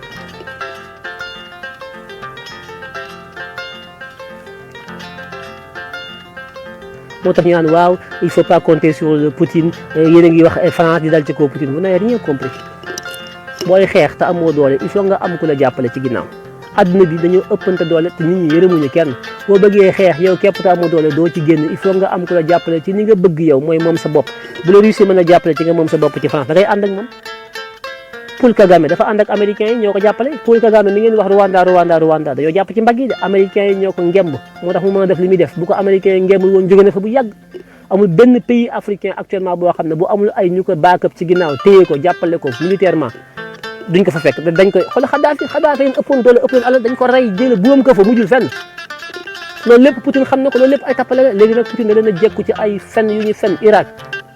Libye fépp ay conneries yu ñu def yu bare yoo xam ne moom Poutine xam na ko mu bàyyi na pat bàyyi leen ñuy def ay erreur daf leen yàgg piège lii mu def nii yàgg na ko def il y a 15 ans Poutine lii daf ko préparé jógul rek dal ci kaw Ukraine de ça fait fukki at ak juróom mi ngi koy préparé nii ñoom ñuy complot mu nekk seen biir Nations Unies Conseil sécurité ñuy dal ci kaw ay état di fen yëpp mu xam yëpp ne pat jàpp njàmm leen di leen ko dagaleel pour lan parce que bu ëllëgee bu jógee moom tamit bëgg a def li mu def ci Ukraine kenn du yëngu moo tax ñoom mënuñoo yëngu bu ñu yëngoo mu génn ay dossiers yoo xam ne ay tappale la ñoom ñoo ko lal ci seen ay intérêt bopp mu gëmm ci ay bëtam ba mu cee gëmm ay bëtam du caagan daf caa àndoon waaye daf doon ut ay lay pour que moom tamit bu ëllëgee bu jógee dal ci kaw Ukraine bi mu jàpp ne ci Russie la bokk kenn du wax moo tax tey kenn du wax même sanction économique yi ñu ko teg du yàgg léegi ñu teggi ko parce que ñoom préparé nañ seen système système SWIFT ñoom am nañ ko. Russie, Iran, Chine ñu ngi liggéey ci un système économique, financier et monétaire international alternatif. Yenn solo ñoom dañuy nelaw duñu ay làppato de parce que ñoom bu ñu taxawee ne dañu lay débranché fii ñoom ñu créé seen système d'échange monétaire et financier créé seen SWIFT bopp débranché wu ci biir ku bëgg a bokk fee mu am bipolarité dans le monde mu am ñaari pôle et tant mieux man loolu laa bëgg man dama bëgg àdduna bi am ay pôle bëgguma benn pôle ndax bu benn pôle amee dictature mooy am il faut que mu am ay pôle nga xam ne boo bëggul fii dem fee nga am tànn mën a am tànn am sa choix mais bu fi ñenn rek nekkee musiba am na ñun ñëpp ay doomi làppato lañ ñuy def. gis naa Macky Sall nee def na ci communiqué moom ak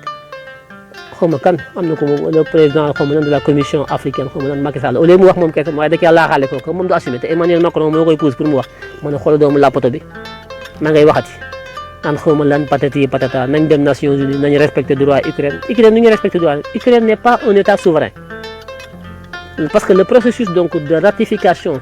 xam nga de son statut en tant qu'État au niveau des Nations Unies n'a pas été finalisé parce que la délimitation de ses frontières n'est pas encore arrêtée de façon officielle au niveau des Nations Unies. Donc Ukraine bi ñuy wax mu am président am yëpp nekkagul État au plan territorial du terme parce que État pour mu taxaw du point de vue juridique dans le droit international public un État c'est un territoire délimité ñu xam fi la tàmbalee fi la yem benn c'est une population qui y vive ay nit yu fa dëkk c'est une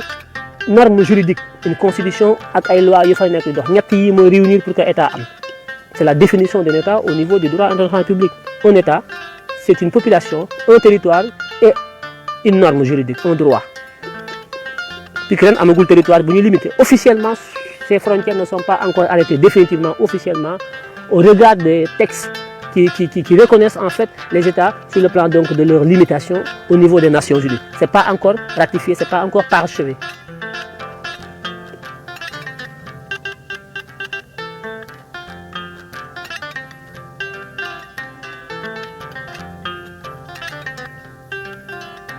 léegi nag loolu dafay am ay impact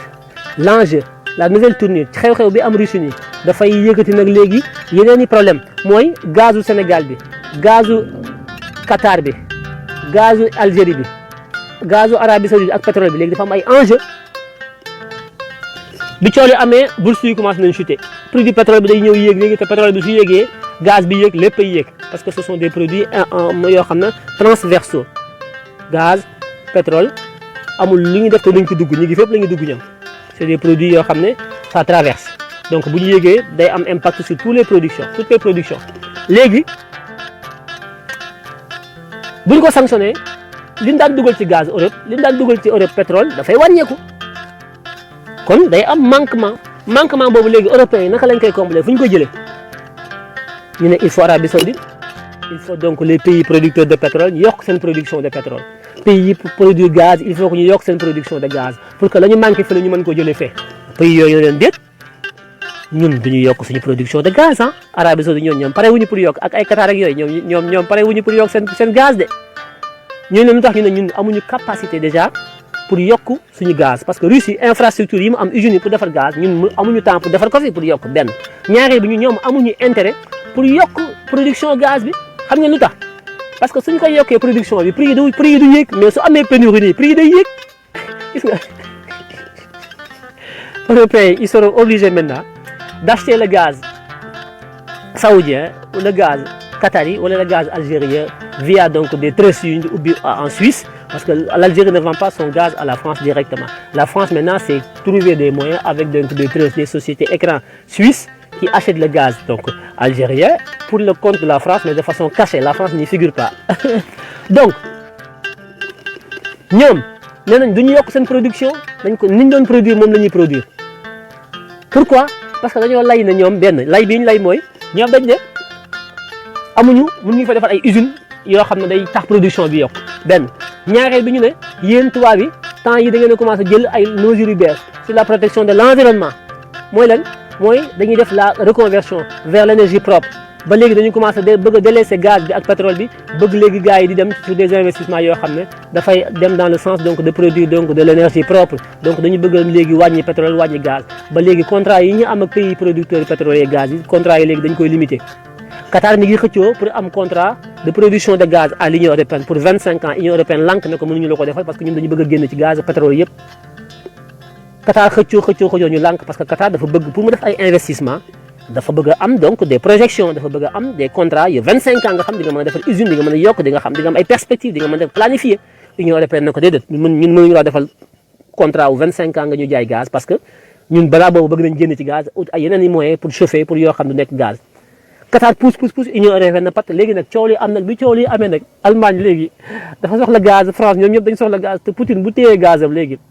Qatar a fii sës ak ñeneen ak ñeneen léegi Qatar jekku na leen nag Qatar ne leen man du ma yokk sama gaz pour ma yokk ko il faut ngeen defal ma contrat yi ngeen ma bëgg noonu 25 ans yi marché Dubaï ku nekk da ngay waxaale maanaam bu crise amee kenn ku nekk yaa xam noo tëjee sa bopp janax marché Dubaï la Arabie Saoudite nee na moom du yokk production am pourquoi parce que bu yokkee production bi prix bi du yéeg mais su amee pénurie su amee manquement prix yi day cher mais li ñuy jënd su baree prix yi day wàcc kon ñoom amuñu intérêt yokk seen production ni de gaz ni de pétrole donc ñoom it gis nga toppatoo kenn ku ne sa intérêt ngay défendre Macky Sall dong mooy xëy suba ba ngoon nekk ci intérêt Emmanuel Macron ak Europe Macky Sall képp mooy xëy suba ba ngoon di dox te doxul ci benn intérêt Sénégal képp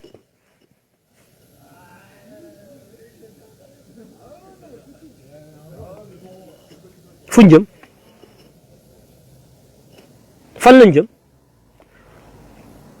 fan lañu jëm enjeux yi yëpp problème yi yëpp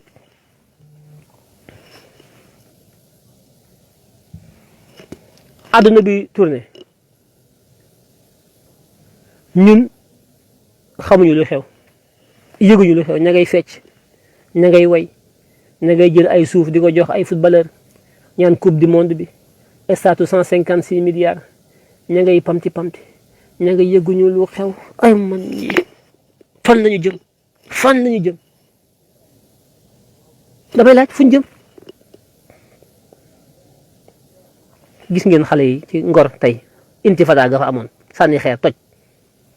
jamono bi xale yi di sànni xeer seetluwu leen ko fañ doon sànnee xeer foofu la Cheikh Katia nekk Cheikh Katia mooy Elimane Lam bi jaay pizza Cheikh Katia nga xam ne Marième Faye Sall ak Macky Sall ak moom nga xam ne ñoom ñoo ko jënd ci naar bi pour lan pour jaay drogue Cheikh Katia jaayul pizza drogue lay jaay mais dañ ko mbubboo pizza jamono bi xale yi sànni xeer ñi ngi jël ñaari camionnette gendarmerie taf ko ci Cheikh Katia pour protéger Elimane Lam ak jaay ko te pizza yi parce que alalu Marième Faye Sall ak Macky Sall ak cocaïne bi nekk ci biir ak milliards ya fa nekk gendarmerie bi yéen bi ngeen xool xale yi sànni xeer ñi ngi encadré Cheikh Katia Elimane Lam ngi ci biir Cheikh Katia ci 3e étage ba toog woote ñu renforcer sécurité am xale yaa ngi sànni xeer man ne xale yi bi ngeen xamoon ne Elimane Lam ngi ci Cheikh Katia googu ngeen yéeg 3e étage bi ngeen fa yéegoon da ngeen fa mën ngeen fa jëlee 1 milliard parce que dañuy jaay ñaari pizza jaay 100 grammes cocaïne dugal ko ci biir ñoom ñi koy livré xam nañ ñu koy jaayee ñoom livreur yi cocaïne la ñuy jaay bi ñu jàpp ci port bi yëpp ñoom ñoo koy jaayee Elimane Lam Dior Diagne ak ñoom ñooñee bés mu nekk ma wax ko ñoom ñooy trafiquant de cocaïne ak Dora Gueye PDG bi dem dëkk uti ay bureau am fële ca watu teeru ba bureau bi sa bureau yooyu Dora Gueye Xaadim Ba la ko abal Xaadim Ba bi sàccoon société papaam Loka Afrique Carrefour automobile Xaadim Gueye doomu Amadou Ba bi mu bëggoon sàcc alalam dem Loka Afrique ànd ak Samuel Sarr ngeen dem dugg Sarr pour toj ko ak Marième Faye Sall te yow Dora Gueye nga daan yóbbu xaalis bi saa yu ñu joxee Amadou Ba ne ko yaa moom société bi sa doom da ko bëgg a foqat ci bu ko juge bi joxee Marième Faye Sall woo Bassirou Gueye corrompe beneen juge bi ñu delluwaat ko Xaadim Ba ñu dem ak yéeg bu ñu joxee papa gi dëgg ngeen Marième Faye intervenir ci Bassirou Gueye procureur mu intervenir ci juge bi ñu joxaat dëgg doom ji ñu demaat appel ñu jox baay bi dëgg Marième Faye intervenir xaalis bi Xaadim Ba daan jox Marième Faye ak juge bi Dora Gueye ko daan jëli mooy courtier bi Dora Gueye moom la Xaadim Ba utal bureau ci këram étage am boobee nekk ci hôtel bi mu def fa ay bureau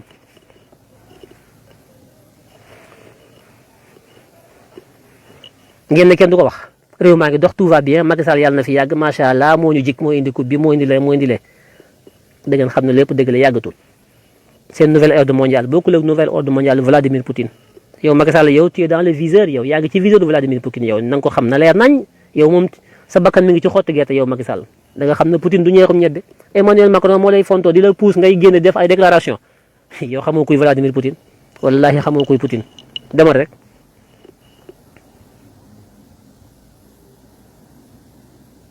jeunes yi waaw ba léegi ñu ngi sànni xeer xamuñu ne foofu ñu nekk Cheikh Katia googu bu ñu fa duggoon léegi jël fa benn milliard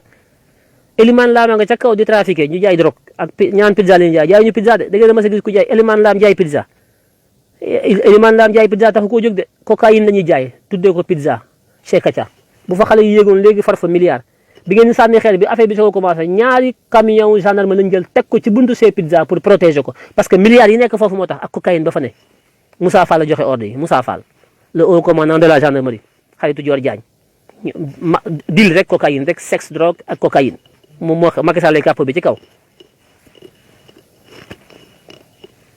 weddi nañ ko weddi jamono boobu bi nga xale yi commencé intifada bi lacrymogène yi naaw li njëkk a def mooy sécuriser chez Kacha restaurant privé ñu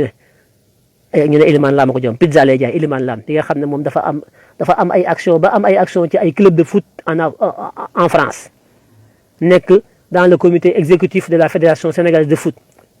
dem négocier prime yu bari moo ko négocier xaalis bi ñu doon jox joueurs yu bëree bari moo ko dox nekk ci biir fédération bi yor chez Kacha ànd ak Macky Sall di teg seen i dil fu nañu dugg fa nee na mooy jaay nee na jaay pizza mooy métier c'est le pizza gate way le pizza gate xam ngeen pizza gate moom la ci loolu la Elimane Lam nekk ak Marème Faye Sall c'est la pizza gate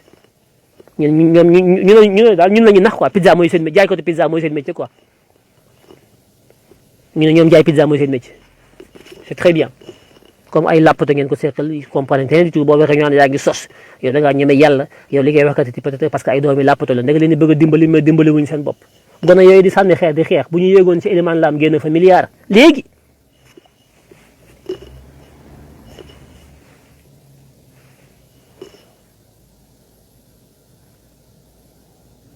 kon gudd na bëgguma woon mu gudd mais tey fii laa ko yemale ah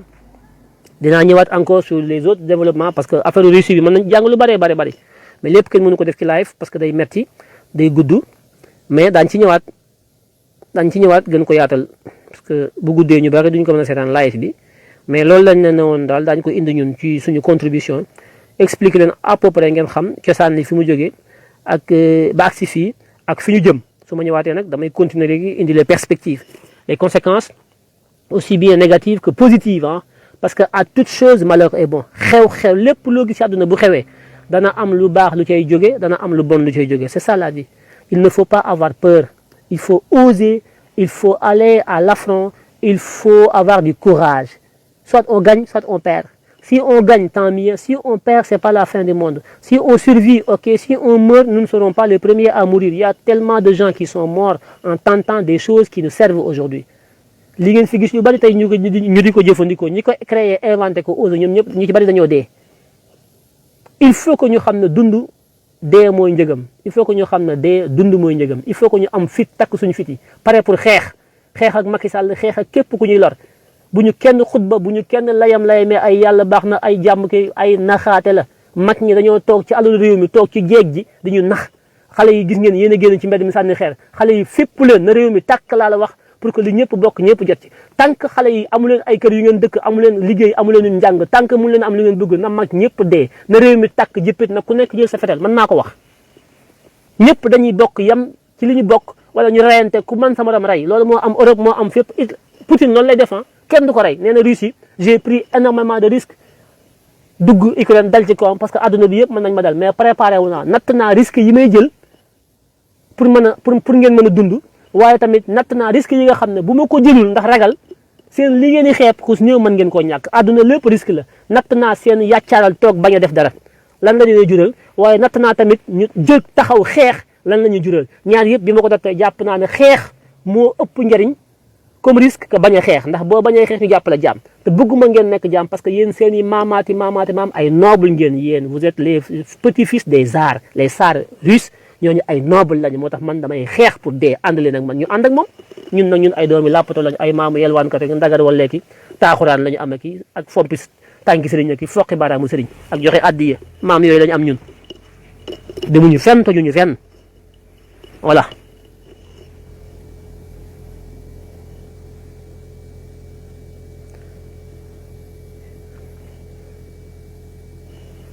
ñu naxaate rek naan jàmm yéen da ngeen a xam luy jàmm yéen ba ngeen juddoo ba léegi ci ndóol ngeen judd ku ci feebar dee amu leen dara yéen vous n'êtes pas yéen xamu leen jàmm daa am ci réew mi jàmm musu fi am pour mu am fi il faut que ñu reyante ay bopp ñii dund ñii dee c'est pas la fin du monde koo xam ne yow da ngay dee ci nii wala ci naa nga bëgg fee nekk di korkoro naan mais yéen ay nit ngeen ñii dee ci Russie da ngeen leen gën ñi dee France da ngeen leen gën ñi dee Amérique da ngeen leen gën ñi dee Japon da ngeen leen gën Hiroshima Nagasaki ña fa dee da ngeen leen gën ñi dee ci ay Hitler da ngeen leen gën ñi dee ci àll bi bés bu nekk di xeex ngir bëgg dignité ak dund da ngeen leen a gën ñoo ñu leen ëpp njariñ fuuf te ñu ngi dee yéen amu leen njariñ da ngeen a seetaan si seen i nag naan si wuñu lu leen fi def defu leen fi dara kon ku ci dee lu muy wàññi dara ngeen fi deful doo dox ba for pont ñu ne ab Sénégalais ko liggéey mbuus muy naaw doo ko far ñu ne Sénégalais ko liggéey dara ngeen fi deful da ngeen a naan si comme defu leen fi dara nag mooy amu leen dara ku amul dara nag mën ngaa risque lépp ndax amoo looy ñàkk ki am moo dul jël risque waaye ki amul dara moom dafa war a risque lépp ndax am dara ndax celui qui n'a rien il ne perd rien par conséquent il peut tout risquer parce que il n'a rien à perdre quand on n'a rien on risque tout ñu ne pourquoi ñu ne parce que on n'a rien à perdre parce que on n'a rien yéen vous n'avez rien et vous voulez rien risquer mais du ngeen dem te yëpp mi ngi jóge ci cosaan lu bon aada ju bon wuy jàmm nañu bëggante musiba baaxul fitna baaxul ci waxi naafeq yu bon yooyu nga xam ne ci suñu maamaati maam lañ ko jël ñu di ko roq loolu sax du aada loolu buur yi dañ daan reyante xeex ak kii lajjo dafa xeex ba tëdd jéeri joon doole dafa xeex ba ñu dagg bopp bi am fulla waaye depuis ñu jóge ci ñooñu ba léegi ay naafeq ñoo fi nekk ay sëriñ ñu ne nangu toog nag ndax nit ñi di leen korkolo def leen ay jaam nag ku nar a yëngu ñu taxe ba téye ñoom ña nga nekk ca kaw ne nangu muy dox ànd ak politicien jël àlla yëpp téy ko ku nar a yëngu ñaan da ngaa bari fitna ak sa wax da ngay bëgg jeer fitna ci réew mi mais lan mooy fitna mooy li ñëpp bokk am ñeent nit di ko téye wala fukki nit téye ko di ko lekk bàyyi ñëpp ci suuf ñuy dund ak ñuy tubarank di dee loolu mooy fitna te kenn du ci wax fitna mooy loolu ma di ko wax ñu ne kenn du ko wax da ngeen koy jël jëfe ko def li ngeen def mais kenn du ko wax loolu fu mu am jël ko jal ko lekk ko kenn du ko wax du ñëpp bokk nga jël ko jal ko lekk ko ba noppi nga ne kenn du ko wax lii nag mooy yabaate nag lii mooy yab ñu fukki yoon xanaa bu ngeen ko jëlee jal ko lekk ko waaye ngeen bàyyi ñu yuuxu wax ko waaye ngeen jël ko jal ko lekk ko ba noppi nag nañu bu ko fi kenn waxee mais yéen da ngeen ñoo yab da ngeen ñoo yab yabaate dëgg ngeen def waaye du ngeen am jàmm de kon loolu mooy li nga xam ne man moom laa doon indi ci li ma ci xam dinaa ci indiwaat yeneen yoo xam ne ay perspective lay doon ci fi yëfi jëm ñu bare ngi tiit nag di jaaxle ay guerre mondiale yu kenn xamul man même bu guerre mondiale man je suis prêt de man ay wéy guerre sama yoon nekku ci na guerre mondiale am na bombe yi tàkk fépp àdduna bi yëpp na boy kuy dund kuy dee man xam naa ne bu ma dee naa sama yoon nekku ci boo léegi bu ma dundee tamit damay toogaat ci taabal gi ñu séddale damay toog de way damaa jël ay risque ñu guerre su ma ci dee ok su ma dundee damay toog ci ko taabal gi ne yëgal sama baaraam ñu may di commande ñu may indil man damay xeex de sama yoon man damay xeex man tiituma ay na guerre mondiale am après na adduna bi tàkk adduna bi bii mooy troisième fois ñuy guerre mondiale non adduna bi mosu fa am guerre mondiale am nañu dafa tax adduna bi tukki mboqat bay bëgg a dee waay naan na tàkk na adduna mais bu fekkante ne adduna dafa war a dox ci justice adduna dafa war a dox ci équilibre buñ demee ba adduna bi jeng buñ demee ba adduna bi am ñenn ñu ko téye di buuma ko buum mi di def lu leen neex ku leen neex rey ku leen neex wàcce ku leen neex yéege ku leen neex tam dëmm ku leen neex na baax na ku leen neex baax buñ demee ba benn ay nit képp àndandoo moom adduna bi di buuma ko buum mi loolu danger la loolu dafa jot ñu jóg ñun ñëpp fipp ba adduna bi benn nit du ko diriger benn groupe du ko diriger ay groupe yi bari ñooy nekk di ko pencoo di ko diisoo foofu la adduna bi toll ñu war a xeex Vladimir Poutine jóg di xeex man ma waroon a xeex Macky Sall waroon taxaw di xeex yéen ñi may seetaan Mountakha ki Mbaye Sy Mansour yëpp ngeen waroon taxaw ñu xeex ngeen di toog di wax yu kenn xamul lu ngeen bëgg na adduna bi yëpp tàkk bu ñu noppee tabaxaat ko Europe dafa tàkk ba jeex tàkk deuxième guerre mondiale ba ñoo pare dañoo bës ci bouton yi dollars yi commencé génn le plan Marshall ñu tabaxaat Paris ba Paris bees peq fii kenn du dee bu leen ñu fontoo ay wéy li muy yàqu fii lu fi nekk nit a ko fi def nit ñi ñoo fi def lépp fii adduna bi bu ñu ko rasé woon ba lépp moo ko rumb dañuy xëy tabaxaat ko bu leen ñu fontoo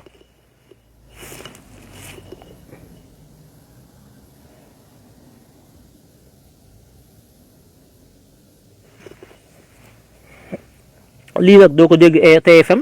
doo ko dégg 2STV doo ko boo fa demoon léegi ña ngay xawaar rek Sambay Mbayaan nag maa la gën sëriñ ak wala ña ngay way ca Wally Seck waag wala ñuy wax yu kenn xamut boo demee ña nga jàkkaarloo di wax tey le vendredi ña ngay wax yu kenn xamut sujet maanaam nii ma leen koy traité nii dugal ko am ci télé yi de boo demee jàkkaarloo ña nga yor seen laaj mi ñu rëy ku nekk wax tëfli sama doom giir seen xeetu lekk yi kenn du ci boroso ña nga toog te jàkkaarloo ko kenn ku nekk di mbepp li ñuy wax xamuñu dara duñu wax ci xam-xam jàkkaarloo dara réew mi ñuy wëndeelu rek te photo soo ko gàmmoo ko takk sol seen i xaftaan rëy ak kaalaaki mbaxana cam booba jamono Russie yaa ngi yor seen i char taxaw nekk ci front bi yéen ngeen toog ci télé yi koo ci gis ma nga sol gasneeram nga xam ne tubaab bi da ko basin bi Autriche lañ ko defaree dañ ko def pour lal ko ci kaw taabal bu ñuy lekkee tissu bi tubaab bi defar pour def ko rideau wala mu def ko napp ci kaw taabal ji moom moom lañu ñëw dagg ko ñaw ko nag daal di koy daamina sol ko nag yaakaar na ñoo rey seen i gaynde xool leen doomi làppate yi toog ci télé yi di wax rek sol seen i gasneer rek basin yoo xam ne ba ko tubaab bi liggéey moom Autriche pour nappe de table bi muy lekkee la koy lale wala mu def ko rideau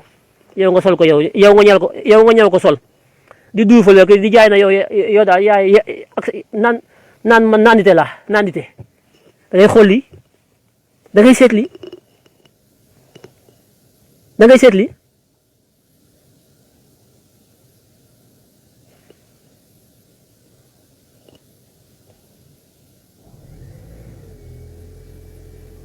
da ngay seet lii dama lay laaj boo demee ña ngay yorante daan Macky Sall wàññi na ak yokk na ba Macky Sall toogee 2012 ba léegi ñaata yoon ngeen fi dégg Macky Sall yokk na Macky Sall wàññi na Macky Sall yokk na Macky Sall wàññi na yéen kan ngeen nekk ay nit ci manipulation bi ñu leen di manipuler yokk ki wàcc Macky Sall mënut a yokk prix mënut a wàññi prix wàññi prix ak yokk prix nekkul ci fixé ay prix wàññi prix ak yokk prix mi ngi ci nga wàññi ca droit de douane ba mi ngi ci importation yi droit de douane bi nga wàññi ko mi ngi ci nga fexe ba réew mi courant beeg ndox mi nga wàññi ko mi ngi ci nga fexe ba industrialiser li ngay jëggaane ci bitim réew nga fexe ba ñu koy def ci réew mi mi ngi ci nga am circuit commercial bu leer boo xam ne commerçant yi dañ leen di répertorier ñu xam les prix tout ça ñu def ko mu nekk mu am benn monitoring bu leer loolu mooy wàññi Macky Sall n'est pas sérieux yéen tamit vous n'êtes pas sérieux toog ci télé yi di wax ñaata yoon 1000 fois la fi Macky Sall yokk ay njëkk 1000 fois la ko fi wàññi bés bu nekk bu ci amee ñu ne wàññi na yokk na ministre bi toog jël na ay prix yu kenn xamul fixé bind ab communiqué sànni ci mbedd mi ngeen foog ne yéen vous êtes un état sérieux ngeen foog ne vous êtes sérieux dans quel pays au monde la ñuy fixé ay prix état di fixé ay prix dans quel pays au monde dama leen koy laaj les prix sont libres on doit les fixer en fonction de plusieurs choses du pouvoir d'achat des populations en fonction aussi des coûts de revient génn nga sa benn mbir importé nga ko ñaata nga ci fay li nga ci fay lii laa ci fay dama ci teg marge bi nga ciy teg yow mënoo yoo teg marge bu rëy parce que boo ko tegee marge bu rëy doo jaay donc da nga ciy teg marge boo xam ne marge bu raisonnable lay doon en fonction du pouvoir d'achat de la clientèle loolu mu nekk lu raisonnable ku ko am jëndi ku ko amul bàyyi daf ci am leneen loo xam ne aussi ce n'est même pas les prix qui augmentent dafa am loo xam ne des fois dañ naan mbir dund bi dafa cher dund bi njëg gi dafa yokk njëg yi yokkul de seen pouvoir d'achat moo baaxul amul da ngeen a ndóol da ngeen a amul dara des fois dañ naan dañoo yokk fekk yokk prix bi des fois ajiwul sax ci Macky Sall mi ngi aji ci coût yi mi ngi aji ci par exemple là actuellement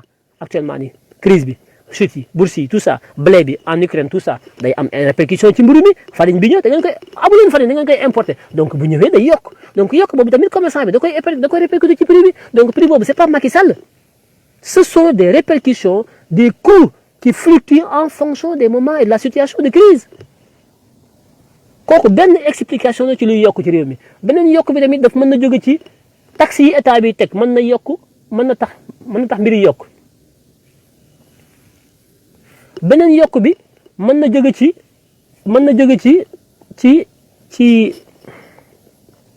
beneen yokk bi mën na jóge ci manque de pouvoir d'achat maanaam mbir mi dafay cher dañ koo yokk mën na nekk na yow ni koy jënd amoo xaalis wala li nga am dafa cëkk amoo xaalis amoo salaire yi baaxul yokkuñu salaire yi pouvoir d'achat yi baaxul léegi mburu mi su yokkoo parce que blé bi dafa yokk nga taxaw ne Macky Sall mburu mi dafa yokk fekk Macky yokku ko mais blé bi moo yokku te yow sa payoor yokkuwul payoor bi mi ngi taxaw fi mu taxaw wala même bu ñu ko yokkee tamit yow bañ ko yokkee da ngaa jël beneen jabar teg benn jabar nga amoon ñu yokkal la salaire nga dem takki beneen ñaareel amoon ñaari doom nga takk ab ñaareel am ñeenti doom salaire bi yokk nga jabar yi yokk nga doom yi mais ay dépense la loolu Macky Sall mënu ko liggéenti Sonko mënu ko liggéenti man mi mënuma ko liggéenti dafa am loo xam ne du mbiri Macky Sall am loo xam ne lépp luy mbiri Macky Sall d'accord na ci mais am na loo xam ne c'est plus complexe que Macky Sall il faut que tamit ñuy waxante dëgg mënoo nekk ci réew mi bëgg yor ñeenti jabar bëgg di lekk-lekk gu neex am ay kër yu baax ban salaire moo la koy may amul benn salaire ci àdduna bu lay mën a may nga am ñeent jabar ak téeméeri doom ak i kër di fay ndox ak i courant di lekk-lekk gu neex di faju amut. il faut arrêter dañu waxante dëgg. Sénégalais bi koo ci gis muy yuuxu boo ko yokkalee salaire li muy njëkk xalaat mooy doxaani pour takki beneen jabar wala muy doxaani faf kenn da ko mën a wax. bon loolu du sujet bi maa ci taxaw loolu laa amoon daal ci lu may wax. Alors y a des liens là am na kuy dugal ay liens fii je sais pas qu'est-ce qu'il y a sous les liens. Les Tchétchènes ba Tchétchènes dañuy dugg ci xeex bi bien sûr les Tchétchènes dañuy sot. oh oui les Tchétchènes ñoom ñëpp dañuy jóg taxaw ba dañ ci gis seen intérêt ils ont raison ñoom ñëpp ay dugg. Tchétchènes yi dañuy dugg effectivement parce que ñoom dañ leen a xeex les Tchétchènes c'est des musulmans ñu xeex leen tout ça c'est la cabale ce sont les Khazars ñoom ñoo leen isolé dal ci seen kaw. ñoom dañoo gis seen bopp en tant que musulman ci Russie lañu gën a gis seen bopp Vladimir Poutine moo gën a jox gëdd musulmans yi que les républiques des Khazars là des faux juifs là. non ñoom defuñu Tchétchènes yi xam nañ fu seen intérêt nekk xam nañ bu baax fu seen intérêt nekk kon ñu ngi leen di nuyu bu baax a baax di leen ziar di leen jox seen wàccuwaay di leen jox daje fan yi incha allah jaa leen jëf.